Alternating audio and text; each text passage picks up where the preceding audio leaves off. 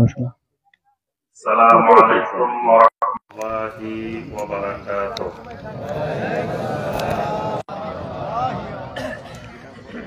সম্মানিত ভাই ও বোনেরা, আমরা যারা প্যান্ডেলের বাহিরে দাঁড়িয়ে আছি, আমরা ভিতরে বসে যাওয়ার চেষ্টা করি। ইনশাআল্লাহ আমাদের প্রোগ্রাম যথাসময়ে অল্প সময়ের মধ্যে শেষ হয়ে যাবে। তো এই অল্প সময়টুকু আমরা কাজে লাগানোর চেষ্টা করি, সবাই প্যান্ডেলের ভিতরে এসে বসে যাই।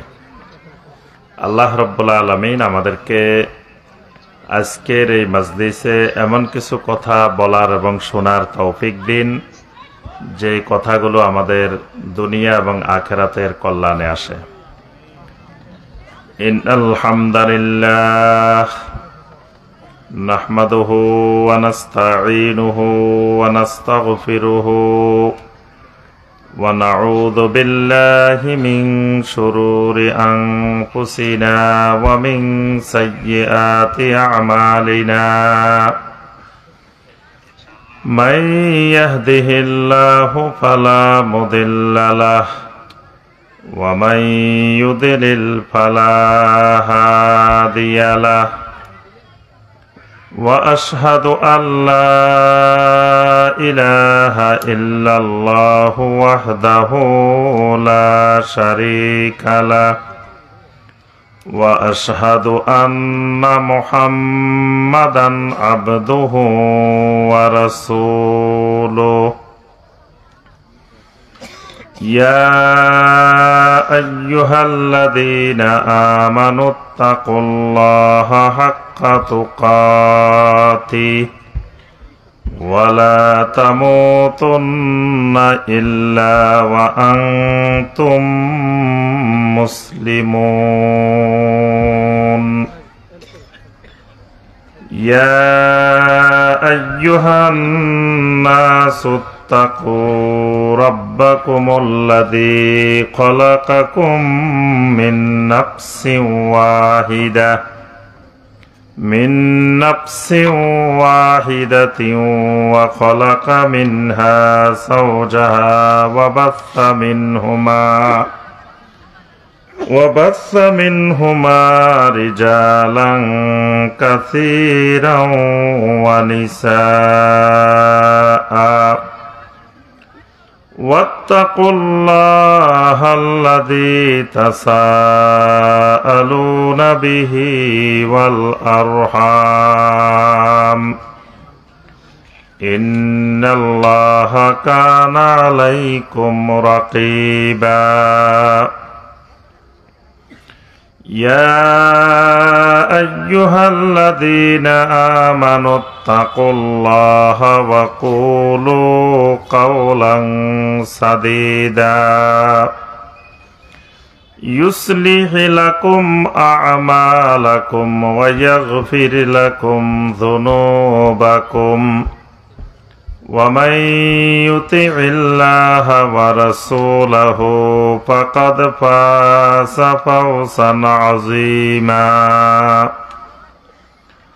أما بعد فإن خير الحديث كتاب الله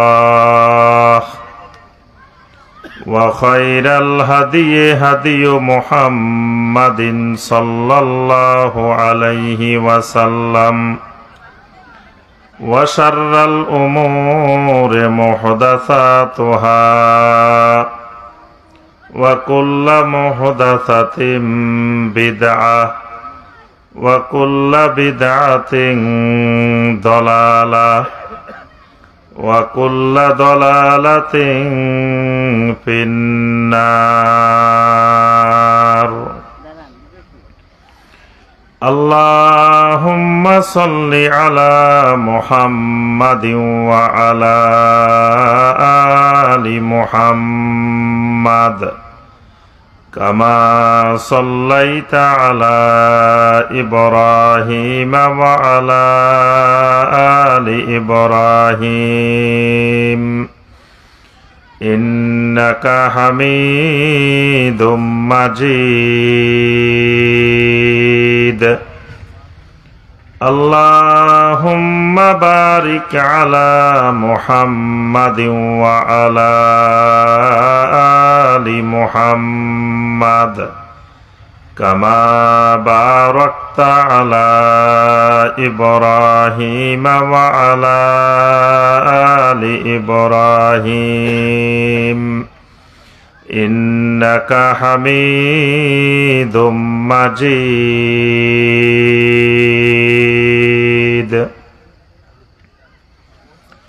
ফরিদপুর জেলার সদর উপজেলার অন্তর্গত হামজা রাদিয়াল্লাহু তাআলা আনহু মসজিদ কমপ্লেক্স কর্তৃক আয়োজিত আজকের এই গুরুত্বপূর্ণ সালাফি কনফারেন্সের সম্মানিত সভাপতি, সম্মানিত ওলামায়ে কেরাম, বিভিন্ন স্থান থেকে দূর দূরান্ত থেকে আগত আমার সম্মানিত দিনদার মুসলিম ভাই এবং বোনেরা, আল্লাহ রাব্বুল আলামিনের দরবারে কোটি কোটি শুকরিয়া যে মহান রাব্বুল আলামিন আমাদেরকে অনেকক্ষণ সময় ধরে সলাতুল আসরের পর থেকে শুরু করে এ পর্যন্ত সম্মানিত বিজ্ঞ ওলামায়ে কেরামদের নিকট থেকে গুরুত্বপূর্ণ দ্বীনি আলোচনা শোনার পরে সলাতুল এশার পরে এ পর্যায়ে এসে কোরআনে কারীম এবং সহিহ হাদিসের আলোকে আল্লাহ রাব্বুল আলামিনের দ্বীন সম্পর্কে সংক্ষিপ্তভাবে কিছু কথাবার্তা বলার এবং শোনার যে মহান রাব্বুল আলামিন আমাদেরকে তৌফিক দিয়েছেন, সে মহান রাব্বুল আলামিনের শুকর আদায় করি। সকলে বলি আলহামদুলিল্লাহ। সম্মানিত ভাই ও বোনেরা, আলহামদুলিল্লাহ, আমার আগেও ওলামায়ে কেরাম আলোচনা করেছেন। ইনশাআল্লাহ আমার পরেও আমাদের সম্মানিত ভাই রুহুল আমিন হাফেজাহুল্লাহ তিনি আপনাদের সামনে গুরুত্বপূর্ণ আলোচনা করবেন ইনশাআল্লাহ। তো আমরা এই যে সময়টুকু আমাদের আলোচনার বাকি আছে, এই সময়টুকুকে আমরা অত্যন্ত মনোযোগের সাথে গুরুত্বপূর্ণ মনে করে আমরা এলেম হাসিলের জন্য কাজে লাগানোর চেষ্টা করব ইনশাআল্লাহ। যে বিষয়ের উপরে আমি সংক্ষিপ্তভাবে একটু কথা বলার চেষ্টা করব সেটি হলো আহাম্মিয়াতুল ফিরকা আন-নাজিয়া, অর্থাৎ আমরা বর্তমানে যে সময়টার মধ্যে অবস্থান করছি, আল্লাহ রাব্বুল আলামিন আমাদেরকে যেই সময়ের মধ্যে এই পৃথিবীতে পাঠিয়েছেন এবং যেই স্থানের মধ্যে আল্লাহ রাব্বুল আলামিন পাঠিয়েছেন, এই সময়টাও খুবই ভয়ঙ্কর একটি সময়, অর্থাৎ মহা ফিতনার সময়। ফিতনা খায়রুল কুরুনের পর থেকে শুরু হয়েছে, অর্থাৎ তিনটি শ্রেষ্ঠ যুগ, যেই তিনটি যুগকে নবী সাল্লাল্লাহু আলাইহি ওয়াসাল্লাম বলছেন খায়রুন নাস কারনি সুম্মাল্লাযীনা ইয়ালুনাহুম সুম্মাল্লাযীনা ইয়ালুনাহুম। কিয়ামত পর্যন্ত মানুষদের মধ্যে সর্বশ্রেষ্ঠ মানুষের যুগ হইল আমার যুগ, অর্থাৎ সাহাবায়ে কেরামের যুগ, তার পরবর্তী যুগ, তার পরবর্তী যুগ। তাহলে এই তিনটি যুগ হইল খায়রুল কুরুন, অর্থাৎ কিয়ামতের আগ পর্যন্ত এই তিনটি যুগ হইল শ্রেষ্ঠতম যুগ, কল্যাণের যুগ, নিয়ামতের যুগ, দ্বীনের সঠিক বুঝের যুগ। এই তিন যুগের পরেই পর্যায়ক্রমে ফিতনার সূচনা। এই তিন যুগে আস্তে আস্তে ফিতনা মাথাছাড়া দিয়ে ওঠা শুরু হয়েছিল, কিন্তু ব্যাপক আকারে বিস্তার লাভ করে এই তিন যুগের পরে। সেখান থেকে ফিতনা বিস্তার লাভ করতে করতে করতে করতে আমরা পৃথিবীতে এসেছি সেই খায়রুল কুরুন অতিবাহিত হওয়ার আরো প্রায় 1300 1350 বছর পরে এসে আমরা আল্লাহ রাব্বুল আলামিন আমাদেরকে এই সময়টার মধ্যে পৃথিবীতে পাঠিয়েছেন। আবার যেই অঞ্চলে আল্লাহ রাব্বুল আলামিন আমাদেরকে পাঠিয়েছেন, আমরা কিন্তু আল্লাহ সুবহানাহু ওয়া তাআলার কাছে কেউ দরখাস্ত দিই নাই যে আমাদেরকে বাংলাদেশের ফরিদপুর জেলায় পাঠান। এরকম আল্লাহ রাব্বুল আলামিনের কাছে দরখাস্ত দিয়েছিলেন কে কে? কে দিছিলেন দরখাস্ত যে আমরা ফরিদপুর জেলায় যাইতে চাই বাংলাদেশে? এরকম কেউ দিছেন? দিই নাই। আল্লাহ রাব্বুল আলামিন আমাদেরকে বাছাই করে এই বাংলাদেশের জমিনে, এই অঞ্চলে আল্লাহ রাব্বুল আলামিন আমাদেরকে আল্লাহর একক সিদ্ধান্তে রাব্বুল আলামিন আমাদেরকে এখানে পাঠাইছেন। একদিকে যেই সময়ে পাঠাইছেন এই সময়টাও মহা ফিতনার সময়, আরেকদিকে যেই জায়গায় পাঠাইছেন এই জায়গাটাও শিরিক বেদাতের এক অভয়ারণ্যের জায়গা। দুই দিকেই মহা ফিতনা। একদিকে সময়ের ফিতনা, এই সময়টা সারা দুনিয়া ব্যাপী ফিতনা গ্রাস করেছে, এরকম একটা সময়। আরেকদিকে যে জায়গায় আল্লাহ রাব্বুল আলামিন পাঠাইছেন জায়গাটাও হলো চতুর্মুখী ফিতনার অভয়ারণ্য। এই ফিতনা আরো মহা বিস্তার লাভ করছে কিভাবে? এক সময় পৃথিবীতে মানুষ শিরিক করত, কিন্তু শিরকের কোনো দলিল ছিল না। এক সময় মানুষ বেদাত করত পৃথিবীতে, বেদাতের কোনো দলিল ছিল না। শিরিকের কোনো দলিল থাকে না, বেদাতের কোনো দলিল থাকে না। এজন্য কেউ যদি বলে যে এটা যে শিরিক, দলিল দেখান, দলিল দেখানো যাবে? দলিল দেখানো যাবে না। শিরিকের পক্ষে কোনো দলিল নেই, তাওহীদের বিপরীত হইলেই এটা শিরিক। এটা তাওহীদের সাথে মিলে নাই, তাওহীদের সাথে সাংঘর্ষিক, এই কারণে এটা শিরিক। কিন্তু শিরকের কোন আল্লাহ রাব্বুল আলামিন দলিল নাজিল করেন নাই। ঠিক একইভাবে বেদাতেরও কোনো দলিল নেই। বেদাতের পক্ষে কোরআনে কারিমে সহিহ হাদিসে কোনো দলিল নাই। তাহলে বোঝা গেল শিরকেরও দলিল নাই, বেদাতেরও দলিল নেই। এক সময় পৃথিবীতে মানুষ শিরিক করত, বেদাত করত দলিলবিহীন, শুধু ধারণার বশবর্তী, আবেগের বশবর্তী হয়ে শিরিক করত, বেদাত করত। আল্লাহ রাব্বুল আলামিন কোরআনে কারিমে অনেক জায়গায় বলছেন, ইনহুম ইল্লা ইয়াজুন্নুন, তারা শুধু ধারণা করে, ধারণার উপরে ভিত্তি করে চলে। মানে শিরিকও করত ধারণার উপরে ভিত্তি করে, বেদাতও করত ধারণার উপরে ভিত্তি করে। কিন্তু বর্তমান জমানায় যারা শিরিক করে, বেদাত করে, এরা শুধু ধারণার উপরে ভিত্তি করে করে না, এরা শিরিকের সপক্ষে কোরআনে কারিম থেকে অনেক দলিল বের করে নিছে।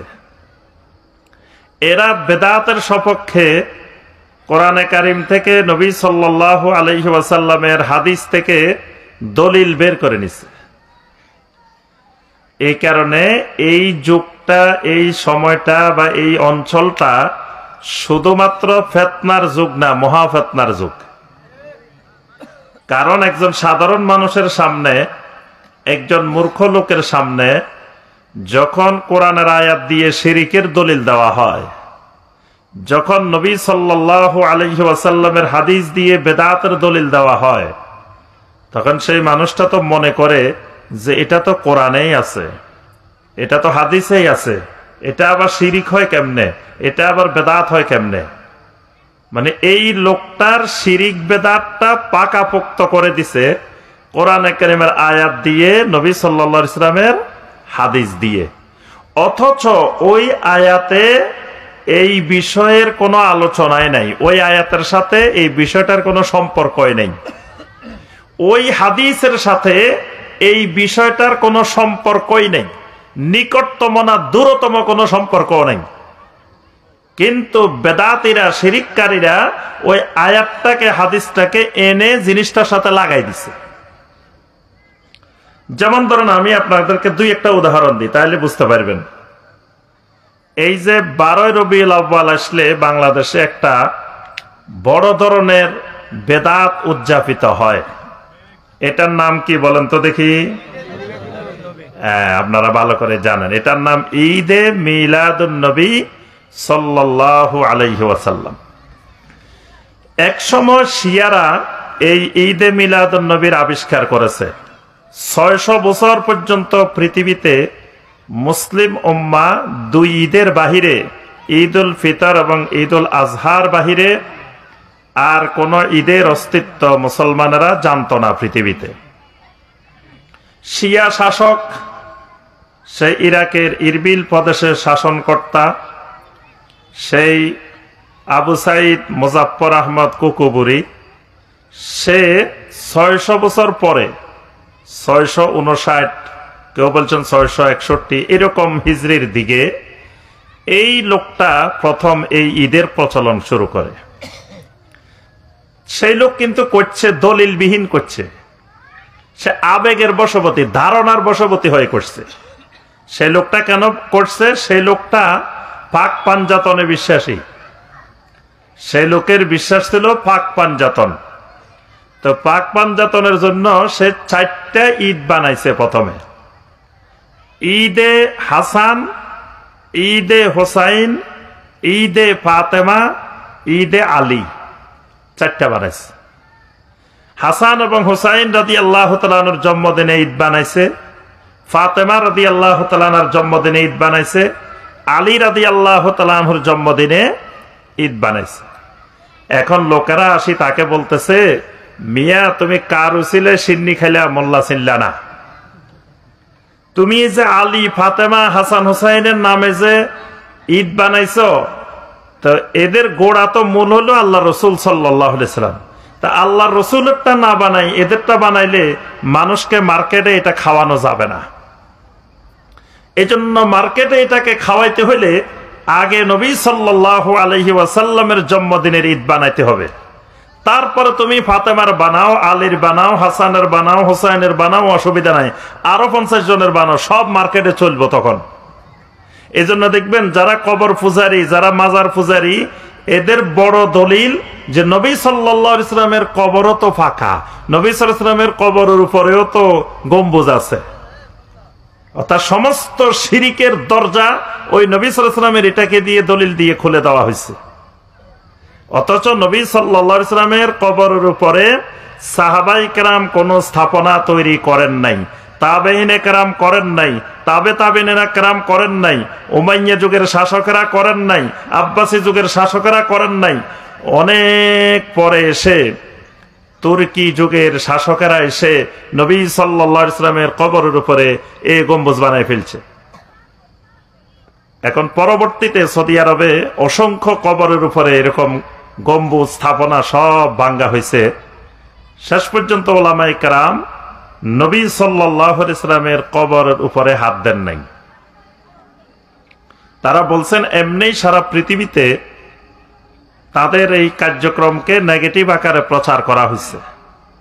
তো সেখানে নবী সাল্লাল্লাহু আলাইহি ওয়াসাল্লামের কবরের উপরে হাত দিলে এটা আরো ব্যাপক আকারে নেগেটিভ পর্যায়ে যেতে পারে। এই কারণে তারা ওখানে গিয়ে থেমে গেছেন, কবরের উপরে এগুলা ভাঙ্গেন নাই। এই যে না ভাঙ্গা এবং সেখানে একটা গম্বুজ থাকা, কবর পাকা থাকা, এটাকে সমস্ত শিরিককারীরা, কবর পূজারীরা দলিল বানাইছে। এখন এই যে নবী সাল্লাল্লাহু আলাইহি ওয়াসাল্লামের জন্মদিনে ঈদ বানাইলে তাহলে আরো 100 জনের বানাইলেও সেগুলা মার্কেটে চলবে, কিন্তু আগে রাসূলের বানাইতে হবে। তখন শিয়ারা নবী সাল্লাল্লাহু আলাইহি ওয়াসাল্লামের জন্মদিনে ঈদ বানাইছে, কিন্তু বানাইছে দলিলবিহীন। মনে রাখবেন, সেই শিয়ারা বানাইছে দলিলবিহীন, শুধু আবেগের বশবর্তী হয়ে বানাইছে, ধারণার বশবর্তী হয়ে বানাইছে। কিন্তু বর্তমান জামানার যারা ঈদে মিলাদুন নবী সাল্লাল্লাহু আলাইহি ওয়াসাল্লাম পালন করে, এরা কিন্তু ওই শিয়াদের চাইতে আরো মারাত্মক। এরা আল্লাহর কোরআনের আয়াতকে এনে এই চরম বেদাতটার সাথে, জঘন্য বেদাতটার সাথে লাগাই দিছে। সূরা ইউনূসের ৫৮ নম্বর আয়াতে কারিমাকে এনে এই বেদাতের দলিল বানাইছে। কুল বিফাদলিল্লাহি ওয়া বিরহমাতিহি ফাবিযালিকা ফালইফরাহু, যে তারা দলিল দিচ্ছে যে এই আয়াতে আল্লাহ রাব্বুল আলামিন ঈদে মিলাদুন নবী পালন করতে বলছেন। তা আমাদের বাংলাদেশের একজন পীর সাহেবকে একদিন প্রশ্ন করা হয়েছে যে আপনি বলতেছেন কোরআনে কারিমের এই আয়াতে ঈদে মিলাদুন নবীর কথা বলা হয়েছে, তাহলে সাহাবায়ে কেরাম তো করেন নাই, তাবেঈনে কেরাম করেন নাই, তাবেঈনেরা করেন নাই, ইমাম আবু হানিফা রাহমাতুল্লাহ আলাইহি করেন নাই, কোন ইমামেরা করেন নাই, তাহলে আয়াতের মধ্যে এটা বোঝানো হইলে তারা করেন নাই কেন? পীর সাহেব উত্তর দিয়েছেন, আল্লাহর কোরআনে আল্লাহ করতে বলছেন, সাহাবীরা করছে কি করেন নাই, ইমামেরা করছে কি করেন নাই, ইমাম আবু হানিফা রাহমাতুল্লাহ আলাইহি করছে কি করেন নাই, সেই দিকে আমাদের তাকানোর দরকার নাই। অর্থাৎ তারা কেউ আয়াত এটা বুঝতে পারে নাই, উনি বুঝে গেছে। সাহাবায়ে কেরাম আয়াত এটা বুঝতে পারেন নাই, তাবেঈনে কেরাম বুঝতে পারেন নাই, তাবেঈনে কেরাম বুঝতে পারেন নাই, ইমাম আবু হানিফা রাহমাতুল্লাহ আলাইহি বুঝতে পারেন নাই, কিন্তু উনি বুঝে গেছে আয়াত এটা দিয়ে আল্লাহ রাসূল সাল্লাল্লাহু আলাইহি ওয়াসাল্লামের ঈদ পালন, ঈদে মিলাদুন নবী পালন করতে বলছে। তাহলে আমি আপনি যেই সময়ে যেই এলাকায় অবস্থান করতেছি, খালি ফিতনার মধ্যে না, মহা ফিতনার মধ্যে। কারণ হলো যে আগে যারা ঈদে মিলাদুন নবী করছে তারা দলিলবিহীন করছে, এখন যারা করতেছে এরা একটা কোরআনের আয়াত আনি এর সাথে লাগাই দিছে। অথচ এই আয়াতে কারিমার সাথে ঈদে মিলাদুন নবী সাল্লাল্লাহু আলাইহি ওয়াসাল্লামের নিকটতম না দূরতম কোনো সম্পর্ক নাই। তাহলে সাধারণ মানুষ গোমরাহ হওয়ার জন্য, ফিতনায় নিমজ্জিত হওয়ার জন্য, কত বড় মহা ফিতনা, একজন সাধারণ লোক আপনাকে বলবে মিয়া এটা কোরআনে আছে, এটা করা যাবে না কেন? তাহলে আগের সময়ের ফিতনার চাইতে মহা ফিতনার মধ্যে আছি আমরা। একজন আসে আপনারা বলতেছে ভাই জিকির করেন, ইল্লাল্লাহ ইল্লাল্লাহ ইল্লাল্লাহ, আপনি কইলেন না না না এটা বেদাত। কইলো কেন বেদাত? এটা আমার রাসূল করেন নাই, সাহাবায়ে কেরাম করেন নাই, তাবেঈনে কেরাম করেন নাই, তাবেঈনে কেরাম করেন নাই, ইমাম আবু হানিফা রাহমাতুল্লাহ আলাইহি করেন নাই, যুগে যুগে কোন ইমামরা করেন নাই। এটা সর্বপ্রথম আবিষ্কার করছে চিশতিয়া সাবেরিয়া তরিকার ইমাম আব্দুল কুদ্দুস গাঙ্গুহি। সুতরাং এর আগে হাজার শত শত বছর গেছে, কেউ এটা করে নাই, সুতরাং এটা বেদাত। এবার সে আপনারে বলল মিয়া এই ইল্লাল্লাহ জিকির করার কথা কোরআনেই আছে। কি আছে? কুল লা ইয়ালামু মান ফিস সামাওয়াতি ওয়াল আরদিল গায়বা ইল্লাল্লাহ। এই যে কোরআনে ইল্লাল্লাহ পাওয়া গেছে, আল্লাহ পাক ইল্লাল্লাহ বলছেন, তাইলে কোরআনে ইল্লাল্লাহ আছে, তো তুমি ইল্লাল্লাহ জিকির বেদাত হয় কেমনে? এজন্য একজনে কইছে, যেই লোকে কয় ইল্লাল্লাহ জিকির জায়েজ নাই, এই লোকের নামের আগে মাওলানা লেখাও জায়েজ নাই। তার অর্থ হলো ইল্লাল্লাহ এই জিকির আগে যারা করছে তারা দলিলবিহীন করছে। আমার উস্তাদ আব্দুল্লাহ জাহাঙ্গীর রাহিমাহুল্লাহ সবসময় বলতেন যে ইল্লাল্লাহ জিকিরের আবিষ্কার কেমনে হয়েছে এই অঞ্চলে।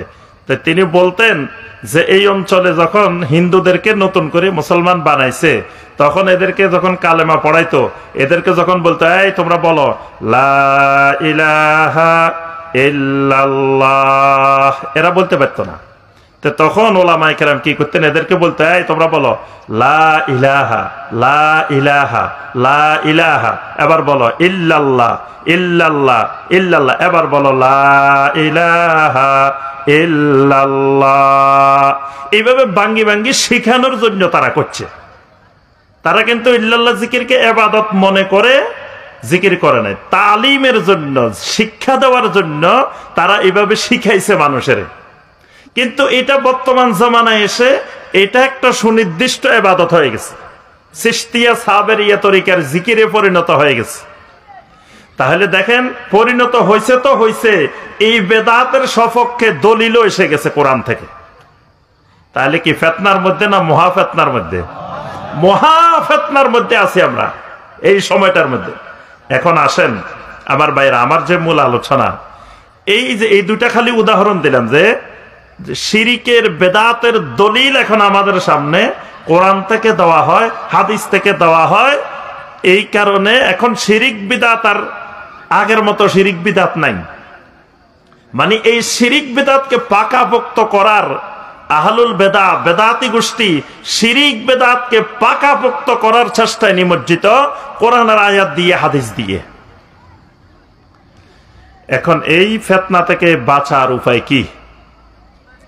এখন কথা হলো, আমরা সবাই যারা বসছি জান্নাতে যেতে চাই না জাহান্নামে যেতে চাই? কে কে জাহান্নামে যেতে চান হাত তোলেন তো। ওই যে পাওয়া গেছে। কে জাহান্নামে যেতে চান? কারা কারা? জান্নাতে যাওয়ার কথা বলি নাই, বলছি কোথায় যাওয়ার কথা? জাহান্নামে যাওয়ার কথা। কে কে জাহান্নামে যেতে চান? একজনও নাই। তাহলে আমরা একটু আল্লাহর কাছে দোয়া করি, আল্লাহুম্মা আজিরনা মিনান নার, আল্লাহুম্মা ইন্নী আউযু বিকা মিন আযাবিন নার। আমরা আল্লাহ রাব্বুল আলামিনের কাছে জাহান্নাম থেকে ফানা চাই, মুক্তি চাই। আমরা কেউ জাহান্নামে যাইতে চাই। কিন্তু আমাদের দেশের কিছু বেদাতি আছে, কি বলে জানেন? জান্নাত দোজক সে মাই কিয়া করো, আর জো হে মাই তুজে দেখা করো। আল্লাহ আমি জান্নাতও চাই না, জাহান্নামও চাই না। আমার জাহান্নামে দিলেও খুশি, জান্নাতে দিলেও খুশি, তবে তোমার দিদার চাই। এটা বাতিল কথা, এটা বাতিল কথা।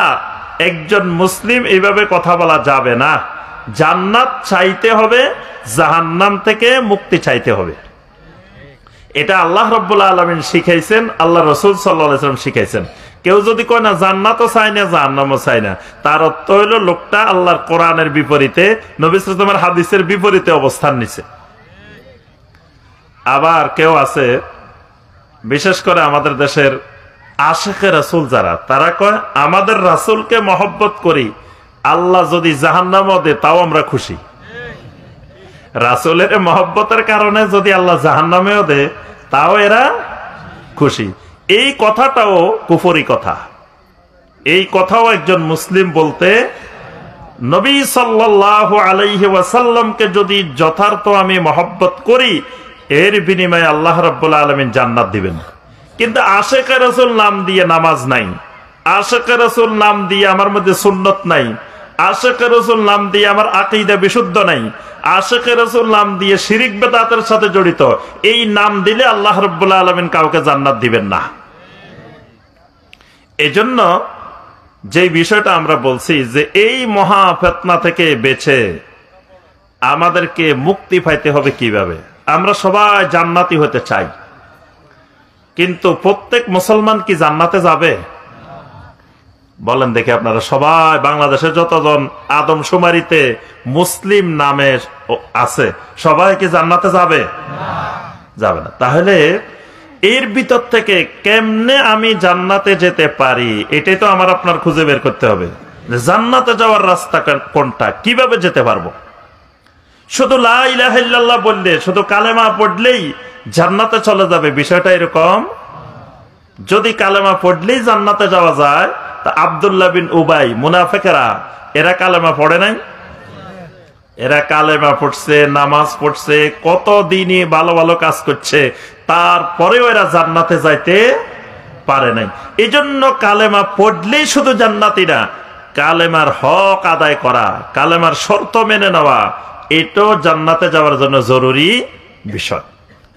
আল্লাহ রাসূল সাল্লাল্লাহু আলাইহি ওয়াসাল্লাম এই যে আমাদের যে সময়ের মধ্যে আমরা আছি, এই সময়ের অবস্থা বর্ণনা করতে গিয়ে বলেন, তাফাররাকাতিল ইয়াহুদ আলা 71 মিল্লা ওয়া তাফাররাকাতিন নাসারা আলা 72 মিল্লা ওয়া সাতাফতারিকু উম্মতি আলা 73 মিল্লা।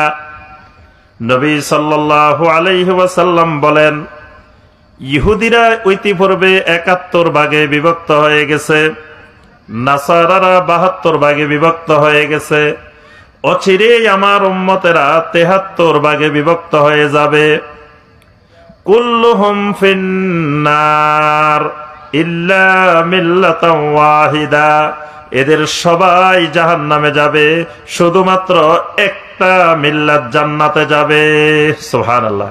তাহলে বোঝা গেল এই যে ৭৩ মিল্লাত, এই ৭৩ মিল্লাত সবাই কিন্তু নিজেদেরকে মুসলমান দাবি করবে, সবাই নিজেদেরকে মুসলিম দাবি করবে, সবাই নিজেদেরকে হক্কানি দাবি করবে, সবাই নিজেদেরকে খালেস ইমানদার দাবি করবে। ৭৩ দলে কিন্তু সবাই নিজেদেরকে মুসলমান বলবে। কিন্তু আল্লাহ রাসূল সাল্লাল্লাহু আলাইহি ওয়াসাল্লাম বলতেছেন ৭২ দলেই সব জাহান্নামে যাবে, শুধুমাত্র একটা দল, শুধুমাত্র একটা মিল্লাত জান্নাতে যাবে। তাহলে আমাকে আপনাকে খুঁজে বাহির করতে হবে, এটা আমার আপনার উপরে ফরজে আইন, যে কোন মিল্লাতটা জান্নাতে যাবে এটা খুঁজতেই হবে। না খুঁজে বসে থাকলে ওই ৭২-এর ভিতরে ঢুকে যাওয়ার সম্ভাবনা আছে না? আপনি না খুঁজে বসে রইলেন যে আমি মুসলমান হয়েছি, অসুবিধা নাই, কিন্তু মুসলমান তো হয়েছেন ওই ৭২-এর মধ্যে ঢুকে বসে রয়েছেন। তো ৭২-এর মধ্যে ঢুকে মুসলমান হইলেও কোথায় যাওয়া লাগবে? জাহান্নামে যাওয়া লাগবে। তাহলে নবী সাল্লাল্লাহু আলাইহি ওয়াসাল্লাম উম্মতকে যেটা বলে গেছেন, ইল্লা মিল্লাতান ওয়াহিদা, এক মিল্লাত শুধু জান্নাতে যাবে। তাহলে আমাকে আপনাকে এই হাজারো মিল্লাতের মাঝখান থেকে খুঁজে খুঁজে বাহির করতে হবে ওই জান্নাতি মিল্লাত কোনটা। জান্নাতি মিল্লাতের আলামত কি? দল বড় হইলে এটা হক নাকি? আমাদের আজকের এখানে মাহফিলে কয়েক লক্ষ লোকের সমাবেশ হয়েছে, তাহলে এটা হক হয়ে গেছে নাকি? তাহলে দল বেশি হওয়া, দল বড় হওয়া, লোক বেশি হওয়া, এটা হকের আলামত। আচ্ছা, এরপরে যদি জুব্বা লম্বা হওয়া, যার যত জুব্বা লম্বা সে তত বেশি হক, এটা ঠিক আছে? যার দাড়ি যত লম্বা এটা তত হক, যার পাগড়ি যত লম্বা এটা তত হক। তাহলে হকের দলিল কি? ওই মিল্লাতের দলিল কি? আল্লাহ রাসূল সাল্লাল্লাহু আলাইহি ওয়াসাল্লাম এটাও উম্মতকে স্পষ্ট রাখেন নাই, বলে দিবেন। সাহাবায়ে কেরাম জিজ্ঞাসা করে উঠলেন, ওয়ামা হিয়া ইয়া রাসূলুল্লাহ, হে আল্লাহ রাসূল সাল্লাল্লাহু আলাইহি ওয়াসাল্লাম, যেই মিল্লাতটা জান্নাতি হবে, যেই মিল্লাতের কথা আপনি বললেন, ওই মিল্লাতটা কারা? আমরা তাদেরকে কেমনে চিনতে পারবো? নবী সাল্লাল্লাহু আলাইহি ওয়াসাল্লাম জবাব দিলেন, মা আনা আলাইহি ওয়া আসহাবি। কোন রাওয়ায়াতে আসছে মা আনা আলাইহিল ইয়াউমা ওয়া আসহাবি, আজকের এই দিনে আমি এবং আমার সাহাবীরা যেই আকীদার উপরে আছি, যেই মানহাজের উপরে আছি, যেই বুঝের উপরে আছি, এই আকীদা, মানহাজ, বুঝের উপরে যারা থাকবে তারাই হবে ওই মিল্লাত। সুবহানাল্লাহ। তাহলে এই নাজাত প্রাপ্ত যে মিল্লাতটা, যে দলটা, এদেরকে খুঁজে বের করতে হবে। খুঁজতে গেলে কি মিলাইতে হবে? নবী সাল্লাল্লাহু আলাইহি ওয়াসাল্লামের সাহাবীরা, নবী সাল্লাল্লাহু আলাইহি ওয়াসাল্লামের সাহাবীদের আকীদার সাথে এই মিল্লাতের আকীদাটার মিল আছে কিনা, সাহাবায়ে কেরামের মানহাজের সাথে এদের মানহাজটা মিল আছে কিনা, সাহাবায়ে কেরামের বুঝের সাথে এদের বুঝটা মিল আছে কিনা, সাহাবায়ে কেরামের আমলের সাথে এদের আমলটা মিল আছে কিনা। যদি মিল থাকে এটাই হলো মিল্লাতে ওয়াহিদা। যদি মিল নাই, সাহাবায়ে কেরামের সাথে মিল নাই, সাহাবায়ে কেরাম যে আকীদা পোষণ করেন নাই এরা সেই আকীদা পোষণ করে, সাহাবায়ে কেরামের যেই মানহাজ সেই মানহাজের বাহিরে দিন বুঝে, সাহাবায়ে কেরাম যে আমল করেন নাই এরা সেই আমল করে। বুঝতে হবে এরা ৭২-এর অন্তর্ভুক্ত, ওই মিল্লাতে ওয়াহিদার অন্তর্ভুক্ত নয়। সুবহানাল্লাহ। তাহলে আমাকে আপনাকে, আমরা এই জন্য মানুষকে বলি না ভাই আপনি আহলে হাদিস হয়ে যান, আপনি সালাফি হয়ে যান, আপনি অমুক হয়ে যান, আপনি তমুক হয়ে যান, কিচ্ছু হওয়ার দরকার নাই। আপনি হবেন শুধু মা আনা আলাইহি ওয়া আসহাবি। আপনি হতে হবে মা আনা আলাইহি ওয়া আসহাবি। আপনার আমার আকীদাটা সাহাবায়ে কেরামের আকীদার সাথে মিলাই নেন, আমার আপনার মানহাজটা সাহাবায়ে কেরামের মানহাজের সাথে মিলাই নেন। আমার আপনার আমলগুলাকে সাহাবায়ে কেরামের আমলের সাথে মিলাই নেন। যদি মিলে আপনি শতভাগ নিশ্চিত হয়ে বসে থাকেন আমি ওই মিল্লাতে ওয়াহিদার মধ্যে আছি। আপনার নাম যেটাই হোক, আপনার নাম হানাফি হলেও কোনো অসুবিধা নেই, আপনার নাম শাফি হলেও কোনো অসুবিধা নাই, আপনার নাম মালিকি হলেও অসুবিধা নাই, আপনার নাম হাম্বলি হলেও অসুবিধা নাই, আপনার নাম আহলে হাদিস হলেও অসুবিধা নাই, আপনার নাম আহলে সুন্নত হলেও অসুবিধা নাই, আপনার নাম আহলে আসর হলেও কোনো অসুবিধা নাই, আপনার নাম আহলে জামাত হলেও কোনো অসুবিধা নাই, আপনার নাম সালাফি হলেও কোনো অসুবিধা নাই। আল্লাহ পাক কিয়ামতের ময়দানে খালি নাম দেখে দেখে জান্নাত দিবেন না। ওই মিল্লাত ওয়াহিদার অন্তর্ভুক্ত হওয়ার শর্তটাই হলো মা আনা আলাইহে ওয়া আসহাবি। এবার আসেন মা আনা আলাইহি ওয়া আসহাবির উপরে কেমনে ঢুকবেন, কেমনে অন্তর্ভুক্ত হইবেন, এটাই আমাদের মূল আলোচনার বিষয়। এটা হইতে পারলে তো আমাদের দুনিয়াও সাকসেস, আখিরাতও সাকসেস, ফাউজে আজিম। আল্লাহ পাক বলেন জালিকাল ফাউজুল আজিম, এটাই হলো সবচাইতে মহান সফলতা। যেই লোকটা এই মা আনা আলাইহি ওয়া আসহাবের মধ্যে ঢুকতে পারছে এই লোকের দুনিয়াও সফল, আখিরাতও সফল, সেই মহান সফলতার অধিকারী। এখন আসেন কেমনে ঢুকবেন মা আনা আলাইহি ওয়া আসহাবের মধ্যে। চারটা মূলনীতি মনে রাখবেন। কয়টা মূলনীতি মনে থাকবো না? একবারে ভালো করে ঠোঁটস্থ করতে হবে এই চারটা মূলনীতি। কয়টা মূলনীতি? চারটা মূলনীতি। এই চারটা মূলনীতি আলোচনা করে আমার আলোচনা শেষ। এরপরে আমাদের ভাই ইনশাল্লাহ আলোচনা শুরু করবেন। চারটা মূলনীতি আমাদেরকে ঠিক করতে হবে। এই চারটা মূলনীতি ঠিক করলেই আপনি আমি মা আনা আলাইহি ওয়া আসহাবের মধ্যে ঢুকে যাব ইনশাআল্লাহ, এবং আমার আপনার জন্য আল্লাহ রাব্বুল আলামিন জান্নাত দিবেন। ওই মিল্লাত ওয়াহিদাকে শুধু জান্নাত দিবেন। তাহলে মিল্লাত ওয়াহিদায় ঢুকতে হলে এই চারটা মূলনীতি সবসময় মনে রাখা লাগবে। তো বলে এই চারটা মূলনীতি কই পাইলেন? এই চারটা মূলনীতি নবী সাল্লাল্লাহু আলাইহি সাল্লাম বর্ণনা করে গেছেন, নবী সাল্লাল্লাহু আলাইহি সাল্লামের সাহাবীরা বর্ণনা করে গেছেন, যুগে যুগে আমাদের সালাফেরা এই চারটা মূলনীতি মুসলিম উম্মাহকে বর্ণনা করে গেছেন। এক নম্বর মূলনীতি লা মা'বুদা বিহাক্কিন ইল্লাল্লাহ, এটা হলো এক নম্বর মূলনীতি। দুই নম্বর মূলনীতি লা ইবাদাতান ইল্লা বিতরিকাতি রাসূলিল্লাহ সাল্লাল্লাহু আলাইহি ওয়াসাল্লাম। তিন নম্বর মূলনীতি লা তাআতাম মুতলাকাতান ইল্লা লিল্লাহি ওয়া লিরাসূলিহি। চার নম্বর মূলনীতি লা মাফহুমান সহিহান ইল্লা মাফহুমাস সাহাবাতিল কিরাম রাদওয়ানুল্লাহি আলাইহিম আজমাইন। এই চারটা মূলনীতি, এই চার মূলনীতি ঠিক হইলে আপনি ওই মা আনা আলাইহি ওয়া আসহাবের মধ্যে ঢুকে গেছেন। তাহলে ঠিক করতে হবে কয়টা মূলনীতি? চারটা। এবার আসেন একটা একটা করি। এক নম্বর মূলনীতি হলো লা মা'বুদা বিহাক্কিন ইল্লাল্লাহ। এটা হলো এক নম্বর মূলনীতি।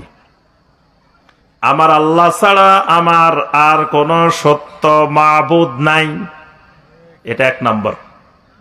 আল্লাহ রাব্বুল আলামিন ছাড়া আমার দ্বিতীয় কোন সত্যিকারের মাবুদ নাই। এই মূলনীতি আগে ঠিক করা লাগবে।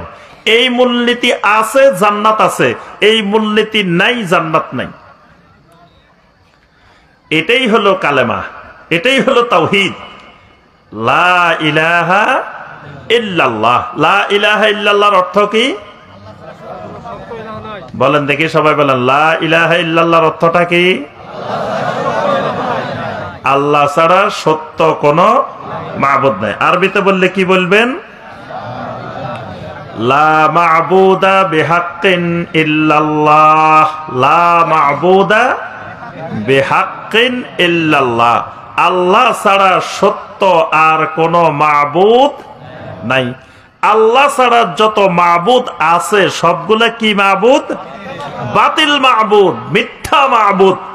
একমাত্র আমার আল্লাহ রাব্বুল আলামিন হলে সত্যকারের সত্য হক মাবুদ। কোরআনে কারিমে আল্লাহ রাব্বুল আলামিন অনেক জায়গায় বলছেন যালিকা বিআন্নাল্লাহা হুয়াল হক। আল্লাহ রাব্বুল আলামিন হইলেন একমাত্র হক মাবুদ, সত্য মাবুদ। ওয়া আন্না মা ইয়াদউনা মিন দুনিহি হুয়াল বাতিল।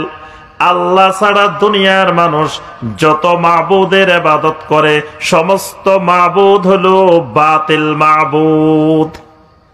বাংলাদেশের মানুষ কুমিরের ইবাদত করে। কুমিরের ইবাদত করতে দেখছেন কোথায়? জি, আপনাদের কাছে। জি, ওখানে মানুষ কিসের ইবাদত করে? কুমিরের ইবাদত করে। কুমিরের জন্য হাঁস মান্নত করে, মুরগি মান্নত করে, কত কিছু মান্নত করে না? কুমিরের খাওয়াইলে জেলে যায়। কুমির তার মাবুদ। কুমির তার কি হয়ে গেছে? ওই জান্নাতে যাইতে হলে কুমির মাবুদের বাদ দেওয়া লাগবে। কুমির যদি কারো মাবুদ থাকে আল্লাহ রাব্বুল আলামিন তার জন্য জান্নাত হারাম করে দিয়েছেন। কুমির মাবুদের মাইনাস করতে হবে। কুমির যদি কারো মাবুদ থাকে সে জান্নাত পাবে না। সে ওই ফারকায়ে নাজিয়া থেকে বের হয়ে গেছে, ওই মান আলাইহি ওয়াসাবি থেকে বের হয়ে গেছে। অনেক জায়গার মাবুদ আছে। কচ্ছপ, কচ্ছপ মাবুদ দেখছেন? কোথায় দেখছেন? জি, বাগেরহাটে কচ্ছপও আছে। বাগেরহাটে তো হইল আপনার জি, চট্টগ্রাম। কচ্ছপ মাবুদ হলো চট্টগ্রামে বাইজিদ বোস্তামি। বাইজিদ বোস্তামি রয়েছে কোথায়? বাংলাদেশে মাজার বানায় রেখেছে। বাইজিদ বোস্তামির অস্তিত্বই নেই এই দেশে, অথচ এখানে মাজার। বেস্তাম নগরী, বেস্তাম হলো সেই ইরাকের বেস্তাম শহর, সেই এই জায়গার মানুষ কবর বানা রেখেছে, মাজার বানা রেখেছে। কোথায়? এখানে।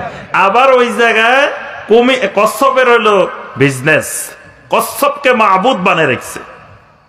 তাহলে যাদের মাবুদ কচ্ছপ তারা জান্নাত পাওয়ার সম্ভাবনা। বাংলাদেশের অনেক মানুষ দেখবেন গজার মাছকে মাবুদ বানাইছে। গজার মাছ মাবুদ দেখছেন? কোথায় দেখছেন? এই যে মাশাআল্লাহ, এই এলাকার বাইরে তো সব জায়গায় যায়। তাহলে সিলেটে আছে কি গজার মাছ মাবুদ, গজার মাছকে মাবুদ বানিয়ে রেখেছে। অনেক জায়গায় গেলে দেখবেন কবরকে, হাজার হাজার কবরকে মাবুদ বানিয়ে রেখেছে। কবরের উদ্দেশ্যে গরু, ছাগল, খাসি, মুরগি, মোমবাতি, টাকা পয়সা, মহিষ টাকে টাকে করে কবরের উদ্দেশ্যে চলে যাচ্ছে। জিন্দা ফিরের চাইতে মরা ফিরের কদর বেশি। জিন্দা ফিরের নামে মানুষ মান্নত করে না, মরা ফিরের নামে মান্নত করে। গরু, ছাগল, খাসি, মুরগি, মহিষ, গরু যা টাকে টাকে যায় মরাটার উদ্দেশ্যে যায়, জিন্দাটার উদ্দেশ্যে কম যায়। যা যায় কোনটার উদ্দেশ্যে? কেন মরাটার উদ্দেশ্যে যায়? কারণ জিন্দা ফিরের চাইতে মরা ফিরের পাওয়ার বেশি। নাউজুবিল্লাহ, নাউজুবিল্লাহ কয় না দেখি। জিন্দা ফিরের চাইতে বাংলাদেশের মানুষের আকীদা জিন্দাটার চাইতে মরাটার পাওয়ার বেশি। কেন পাওয়ার বেশি মরাটার? কারণ আছে। কারণ তাদের দৃষ্টিতে প্রত্যেকটা মানুষের ভিতরে 10টা লতিফা আছে। 10টা লতিফা আছে। এই 10 লতিফার কিন্তু জিকির আছে আলাদা আলাদা। তো 10 নম্বর যে লতিফাটা, এটা হলো নফস। 10 নম্বর লতিফার নাম কি? নফস। নফসটা হলো খাসা। আমরা যে উপরে যে বডি আছে না, এটার নাম হলো খাসা। এই জন্য বলে খাসার ভিতর অসীন পাখি কেমনে আসে যায়, যে এই খাসার মধ্যে অসীন পাখি আসে আর যায়। তো এই খাসাটা, এটার ভিতরে 9টা লতিফা আছে। এই খাসা 9টা লতিফাকে শক্ত করে আটকায় রেখেছে। এখন যখন মরে যায় তখন এই খাসাটা ভাঙ্গি যায়, খাসা নষ্ট হয়ে যায়। তখন ভিতরে যে 9টা আটকায় রেখেছিল এতদিন পর্যন্ত পাখিকে আপনার খাসার মধ্যে বন্দি করে রেখেছে, যখন খাসা ভেঙে গেছে পাখি মুক্ত হয়ে গেছে না। তাদের বিশ্বাস যে মারা যাওয়ার পরে যখন খাসা মুক্ত হয়েছে এবার তার 9টা লতিফা মানে খুলে গেছে, খুলে এবার আকাশ বাতাসে উঠতেছে। এবার খালি মান্নত করার দেরি, সে মানে পূরণ করার দেরি নেই, তার পাওয়ার এত বাড়ি গেছে। তাহলে যারা এই কবর পূজায়, কবরের ইবাদতে বিশ্বাসী, তাদের মাবুদকে ওই কবর। তাহলে যারা কবরকে মাবুদ বানাইছে, কোন আল্লাহর ওলিকে মাবুদ বানাইছে, কোন দিনদার মানুষকে মাবুদ বানাইছে, এই মানুষগুলোর জন্য আল্লাহ জান্নাত রাখে নাই। এই মানুষগুলোর জন্য আল্লাহর জান্নাত নাই। এরা ওই দলের থেকে বাইরে গেছে, মিল্লাতে ওয়াহিদা থেকে বাইরে গেছে। কারণ মিল্লাতে ওয়াহিদার এক নম্বর বৈশিষ্ট্য লা মা'বুদা বিহাক্কিন ইল্লাল্লাহ, আল্লাহ ছাড়া সে আর কাউকে মাবুদ বানাইতে পারে না।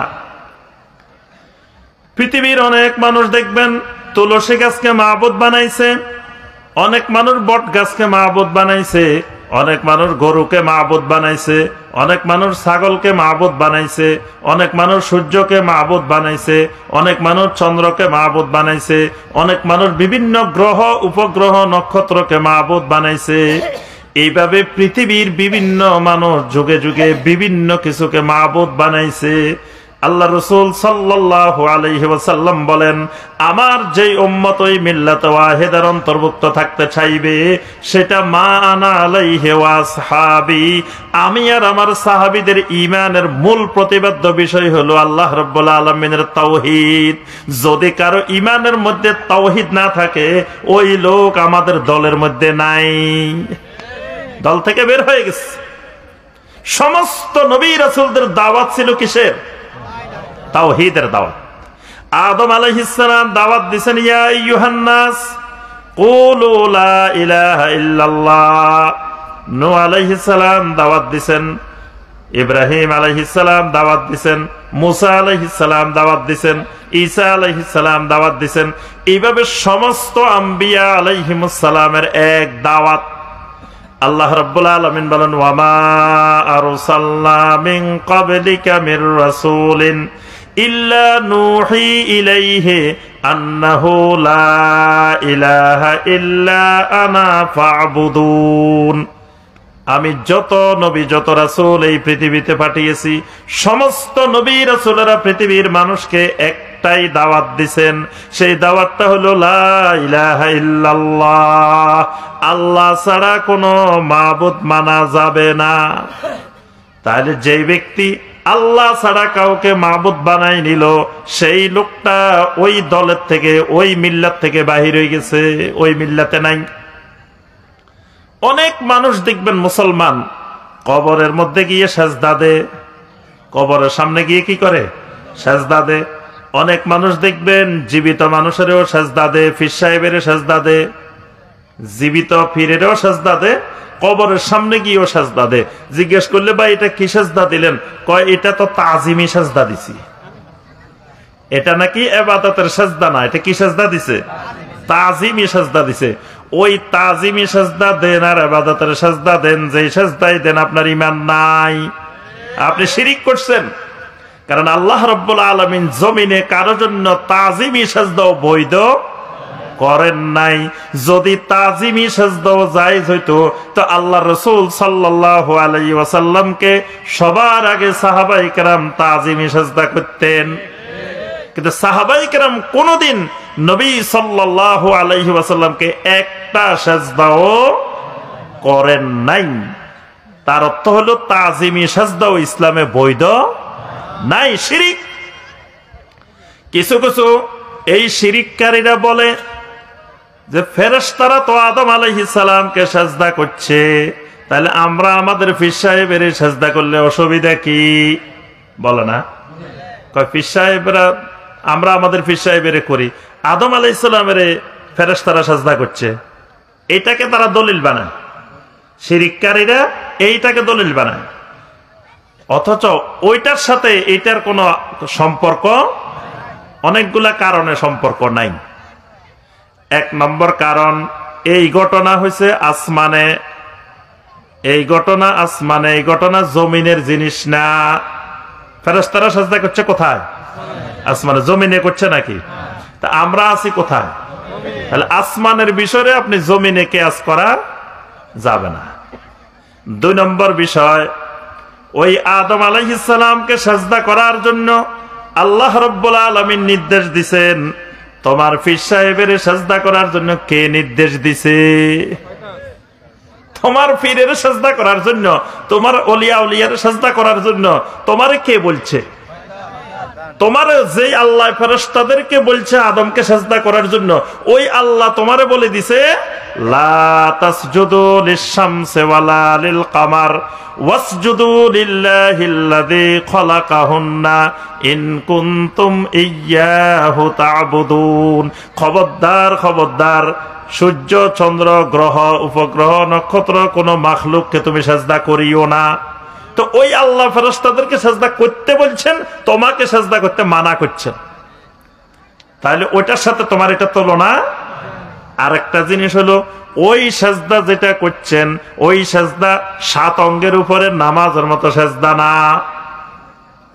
আমরা যে সালাতের মধ্যে 7 অঙ্গের উপরে সেজদা করি, এইরকম 7টি অঙ্গের উপরে ইবাদতের এরকম সেজদা করেন নাই। সেই সেজদাটা কি রকম? এখানে সেজদাটা আবিধানিক অর্থের সেজদা, শরীয়তের সেজদা না। যেমন একটা উদাহরণ দিই আমি, সলাত আছে না, সলাত, নামাজকে কোরআন হাদিসে কি বলা হয়েছে? সলাত। তো সলাত কার জন্য বলেন তো দেখি? একমাত্র আল্লাহর জন্য। আল্লাহ ছাড়া কারো উদ্দেশ্যে সলাত আদায় করলে ঈমান থাকবো? শিরিক না? আচ্ছা, এবার আসেন, আল্লাহ পাক বলতেছেন, ইয়া আইয়ুহাল্লাযীনা আমানু সাল্লু আলাইহি ওয়া সাল্লিমু তাসলিমা।